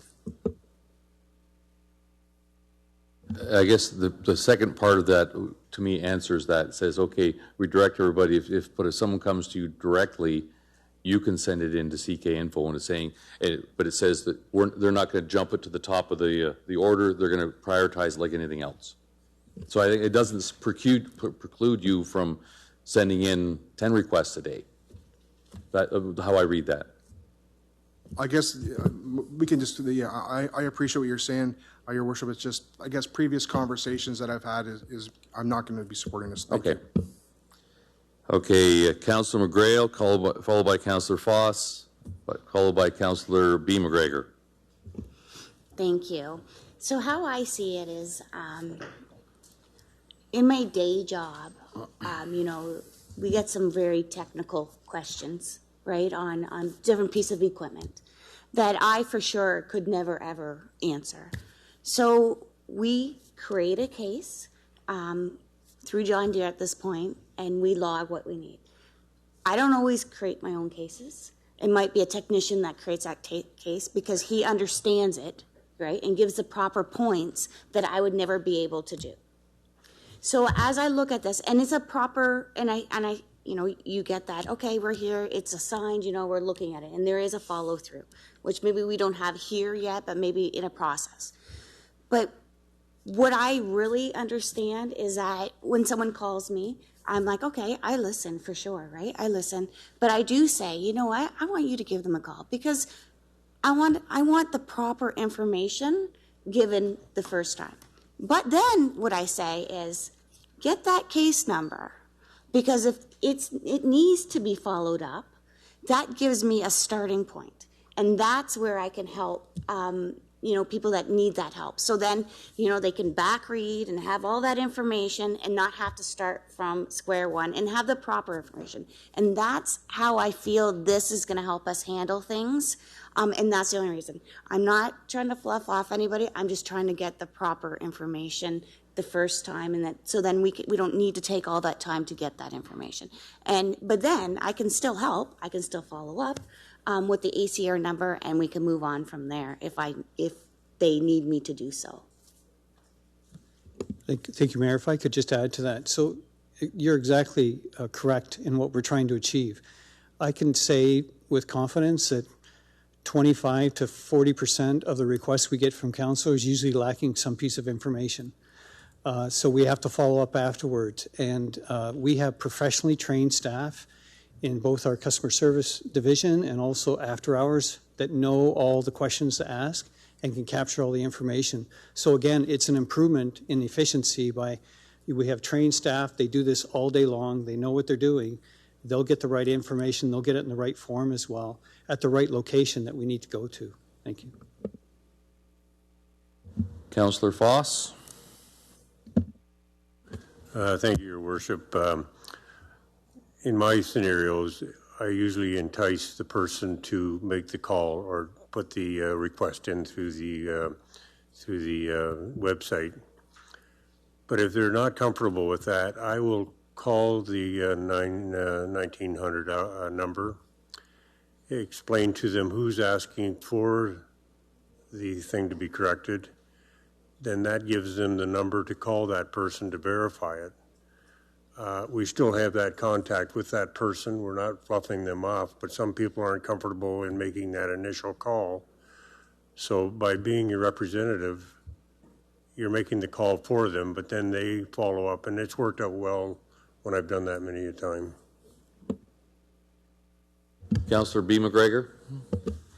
Thank you, Mayor Caniff. I just had a quick comment, maybe just to help Councillor Sakachi get over the hump on this one. In the first clause there, it says Chatham-Kent residents submit all service requests. If we just change it to say all service requests are submitted through, so they can call us and we can submit it, somehow it gets submitted. We're not dictating that Chatham-Kent residents have to do something some way. I think that just might make a few people feel more comfortable. So if that's fine with the mover and seconder, I would. Councillor Crew? Good. Councillor Harrigan? Good with that? All right. While we're making that amendment, Councillor Kirkwood-White. And then we'll go to Councillor Crew for final comments. Thank you, Your Worship. I think there's probably trouble with understanding that there's a difference between asking a question and asking that something be done. And often, if I'm wanting an answer to something and I'm not asking that anything be done, I'll just go directly to the staff person and ask. So I'm hoping that that is not going to preclude me from doing that. Good. So the other thing I was wondering is, just so that staff are aware that an ACR has been put in, is it possible to send directly to CKInfo with a CC to a person, and if you see that your name is in the CC line, you just know it, but you don't do anything with it?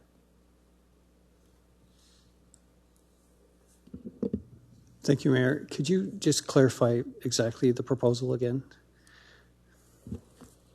It's more of a for your information. If we CC'd you on an issue that we knew was in your portfolio, but sent the email directly to CKInfo then you would at least know, but you didn't have to deal with it because you knew it was being sent directly as an ACR. Thank you, Mayor. That's totally acceptable. Absolutely. Again, what we've done here is fed everything through one system, allows us all of our software, all of our data management software to prioritize and capture the information. So that would still cover it, yes. The other issue relates to 30 people sending you a note about the same thing. And if you knew, oh, there's another one, oh, there's another one, oh, there's another one, the person at the customer service desk has already gathered together all 30 requests. She's not going to be feeding them to you one at a time. She's going to be combining them. Correct? Yes, that's correct. And that's the second point. At council contact form, we do not have access to that information. So this notice is asking us to explore options to really improve the efficiency of that, and that could be one, absolutely, that anything of the council contact form, if there's an operational issue, send it to CK Info as well. As an example, there was a street light out. You could have 20 people calling you to tell you that there's a street light out at the corner of Walk and Don't Walk. You don't need to respond individually to 20 different people. Okay, Councillor Crew, over to you for final comments. Thank you. My intent wasn't to muzzle the citizens from speaking to us. It was really to help streamline the efficiencies of customer service and to get the things they want done and to be able to track them. I'm glad number 3 was out. It was kind of one that I was trying to find the right words and it just didn't come through right, but I think that this will, when the 311 happens, this will be a really good tool coming through. So I think that they can be dovetailed, but the intent is really just to help streamline. It's not to, I'm going to help the widow on Willamette put her ACR in just as much as I would for, just ask somebody for their ACR. But it's with the public media campaign and awareness campaign, that's going to help. And it's never going to be perfect, but it's to help streamline the process for us, for our citizens, and to provide the best customer service that we can. That's all my intent was here. I'm sorry it took an hour of your time, but I think we have the right words. Thank you. Okay, with that, we'll put it to vote.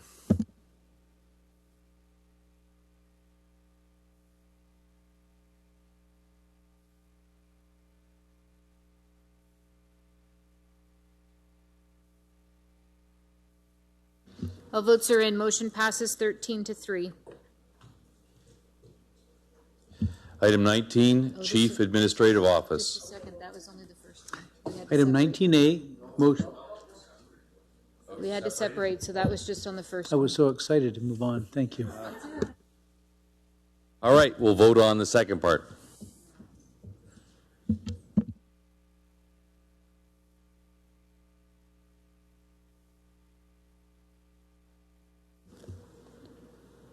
Councillor Solomon and Councillor McGregor.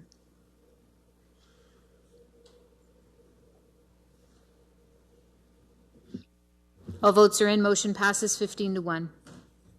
We'll try this item 19 again. Chief Administrative Office. Item 19A, motion by Councillor Thompson regarding support for conservation authorities. Councillor Thompson. Whereas the Lower Thames Valley Conservation Authority and the St. Clair Region Conservation Authority, as well as other conservation authorities, have been protecting people and conserving and restoring watersheds with local communities for over 50 years, and whereas municipalities must work together to ensure resilient and healthy watersheds for residents, and whereas conservation authorities will be important partners in concrete and cost-effective initiatives to address climate change, therefore be it resolved that the municipality of Chatham-Kent supports the important role conservation authorities provide to local communities in delivering watershed management programs, and the municipality of Chatham-Kent circulate that support to municipalities, conservation authorities, and the Minister of Environment, Conservation and Parks in Ontario. Councillor Foss. I'll second that motion. Back to you, Councillor Thompson. Thank you very much. This was, in a nutshell, a resolution that came to the Lower Thames Valley Conservation Authority back just before Christmas. I had intended to see it in the information package, but it isn't there. I'm sure it's coming. So Just looking to support the Lower Thames as well as the St. Clair Region Conservation Authority. Water levels, again, are going to be on the rise soon enough, and we really can't understate the important work that these two groups do. So I'd be looking for your support for the resolution. Seeing no questions, we'll put it to vote.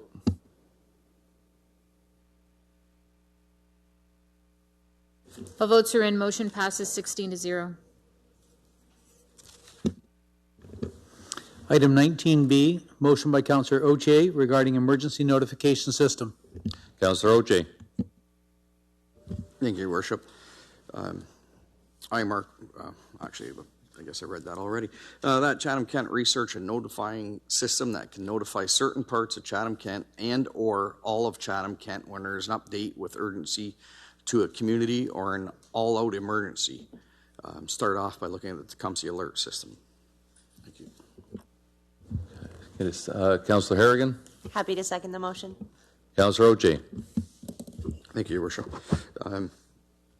As everyone sitting around the horseshoe, I'm sure knows, we had a boil of water alert in Tilbury and Ward 1, basically, just about all of Ward 1. So what happened was Saturday morning, it started on Tuesday, I got a call Saturday morning from a very upset and irate person of Tilbury letting me know that they had just found out about the water emergency, and then about 2 hours later it was canceled. So she went from Tuesday to Saturday without knowing about it, and I certainly heard about it, which I don't blame her at all. This wouldn't just be for water notification; it'd be for flooding or, God help us, some kind of a explosion or something, or any emergency basically in Chatham-Kent. And again, as I said, certain parts of Chatham-Kent and or all of Chatham-Kent, depending on what the actual emergency was. So I heard about from numerous people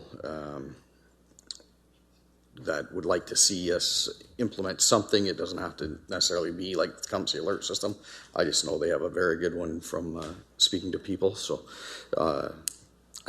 during and after this boil water emergency. So I'm hoping that we can at least research this, as I said, and come back with something with some pricing and everything. Actually, I know we're looking into it already, so I didn't know it at the time when I brought this forward, but I definitely would like to support a council, as we can use it for all different places, Chatham, Wallaceburg, all over the place basically, but any place that has flooding as well. So I'll let my case rest. Thanks. Councillor Harrigan. Thank you. And just quickly, I wanted to add that, really to direct staff when they're doing their research to look at many options. I know Tecumseh has a very mature alert system, but there are also passive alert systems, or, for example, email signups where if there's any news that public health or emergency services might issue, you could get something into your inbox or a voluntary phone call. I think about how Integris or Hydro One, if they're going to shut your hydro off for a day, you'll get this kind of robocall quite quickly that's likely from your billing. So if we can replicate something that is low cost but also very effective, I think that would be really great for our residents. Seeing no other questions, we'll put it to vote.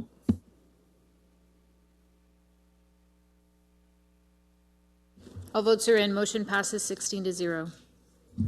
Item 20, closed session reports. Thank you. I have two reports to read tonight. The first, I would move that Council receive information on the closed session of Monday, January 13th. Council received advice that was subject to solicitor-client privilege, including communications necessary for that purpose with regard to 508 Richmond Street, Chatham, and environmental testing on municipally owned lands from the perimeter of 508 Richmond and 325 Kyle Drive South, Chatham, Section 2392F, Municipal Act. And the second closed session report was from Tuesday, January 28th. Council was directed or council direct administration on advice that is subject to solicitor-client privilege, including communications necessary for that purpose with regard to agreement for a development project on Park Ave, City of Chatham, Section 2392, F, Municipal Act 2001.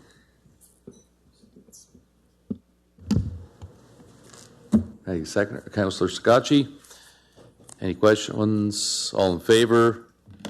Opposed? Carried. We've got electronic vote here. Sneaking that in on me. I should know by now.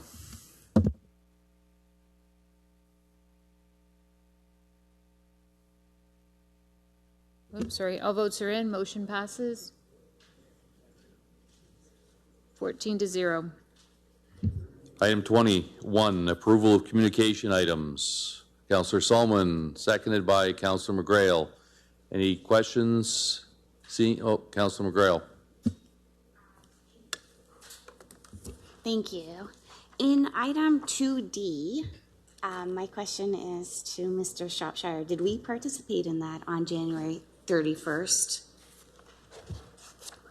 It's a, yes, please. Sorry, I'll give you a moment. It's in regards to the Drainage Act, and they had some town hall meetings, I'm going to call it, and on January 31st from 10 to 11, municipalities were asked to join. I'm looking at Mr. Kelly and to determine whether Mr. Dick had an opportunity to respond to Minister Hardeman's January 31st consultation on the Drainage Act. Thank you, Mayor. Yes, we participated in the webinar, and we're going to respond in writing as well. Thank you. You see no other questions? All in favor? Opposed? Carried. Non-agenda business.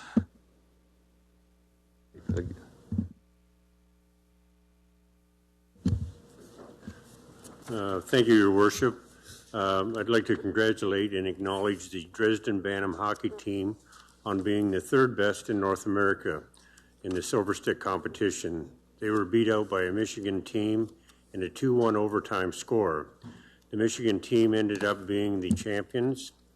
This is a great accomplishment for a small town of Dresden Hockey Association, and we commend their accomplishments, and we wish them well in the future. Councillor Kirkwood-White.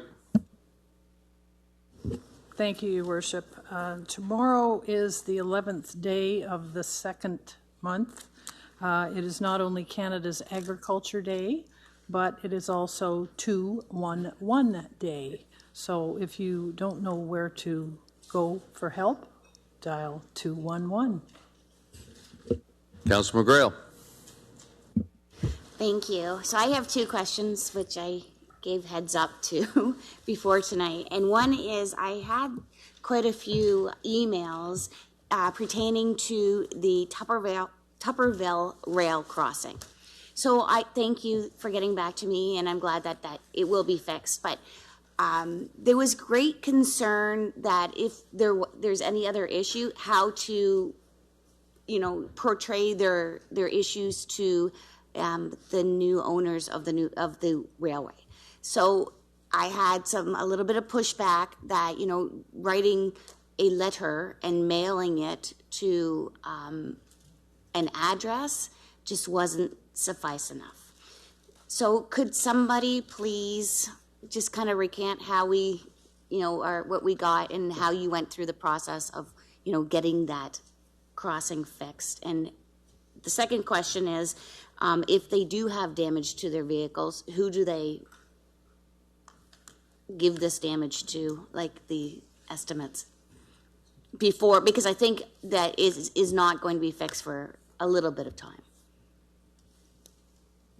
Thank you, Mayor. So answer to the first question is that we have been working with the new owners. It's a common complaint about the status of the railway tracks, and with this one in particular, we have an agreement that Chatham-Kent will do the work and they'll reimburse us after the fact. Future requests will be handled on a case-by-case basis, but we can be that intermediate to the owners until such time they're fully on board.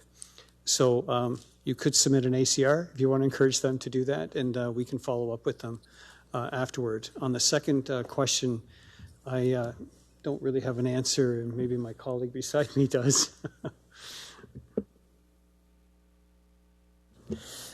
Mr. Mayor, I think if there's a claim against the owner of the railway, we would, I guess, receive those and pass those along to the owner. If there is a claim against the municipality for our road, obviously we would, in the same way, receive that claim or complaint and respond accordingly.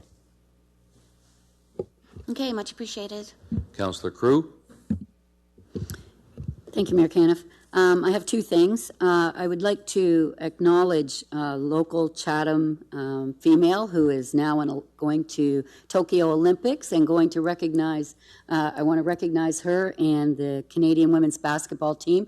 Bridget Carlton has done Chatham-Kent proud, and I'm pretty excited to see her on that Olympic stage, and I know her family is exploding with pride. So we're really lucky to have an Olympian in our midst. Next of all, February is Black History Month. If you go on the Chatham-Kent website, on the very first page, you can click on the link there, and there's a link to all recognition and events and things that are going on across Chatham-Kent in recognition of Black history. So take advantage of that, because it's all across Chatham-Kent. We are part of the Underground Railroad, and they're putting forward a good effort to recognize that. So thank you. Councillor Solomon. Thank you, Worship. In the fall, I asked of our administration what the process was for the arena funding application, and I was told the process was that first you had to be successful at the provincial level, and then it went to the federal level. And I asked, what is the drop dead date for the provincial approval? And I was told February. This is the last meeting of this council in February. I've been asked by the public, because they watched the program and said, okay, so what's the story? Did we get provincial funding approval in February or not? And if we did, are we moving on to the feds, and what month is that drop dead date? And if not, are we now moving on for another report to figure out where we're going? So, did we get provincial approval? Thank you, Worship. We received notice approximately 2 weeks ago that the provincial government had received $11 billion worth of requests for funding, and they have approximately $1 billion to distribute. As a result of their oversubscription, we were told that they were delaying the provincial consideration for the applications until July 2020. So we did not receive either a denial or a confirmation of our application, and that's the best information we have to date. So that surely doesn't come as a surprise that it was oversubscribed, I take it. No, I wouldn't think so. Do I now tell people that stay tuned for July? We have one meeting in July. Do I tell them to stay tuned for July? And what does that mean with respect to the federal approval? Have we missed that window? What we've been told by the provincial government is that the sequencing of the approval process will remain the same, and that the provincial government is targeting July 2020 to consider the applications that have come from Ontario, after which time they will indicate whether or not the applications have been approved by the province. Those that have been approved will then be forwarded to the federal government. So we would expect sometime after July, if the same sequencing as we were originally told, that would be 2 months following the provincial approval. So we'd be targeting somewhere in September for federal approval, unless there's another change in dates. Or government. So the other question I have is, do I now tell people that by Labor Day we should know the answer to this question so we can move on one way or the other? Either make plans for the various arenas and make decisions about what's going to go on, or do I tell them it's an endless process and it's out of our control? because that's what it appears to be, out of our control. And I'm not blaming anybody here. It's at a different level. So what's the answer? What do I tell people? Or do I tell them to create an ACR or do something? I don't know. I just, you get the questions. It's your responsibility as a counselor to ask those questions of administration, whether they're potholes or arenas. And that's what I'm doing and have done. I wish ACR stood for Arena Contribution Report or something similar to that. Yeah. Councillor I just want to reach an end point. Councillor Sullivan, we've shared with you all of the information that we have to date with respect to the timing. We can make the commitment that if there's any future updates received from the province, we'd make the commitment to come back. At this time, we don't have any further recommendations. If you'd like us to pursue that with the province, we can do so, but we're not expecting anything to be that we can do at this point to accelerate their decision making. I'm wondering if I could ask through the mayor that we that you put this on an agenda for July this far in advance. I hope I don't have to bring a motion for that. I wouldn't think I had to.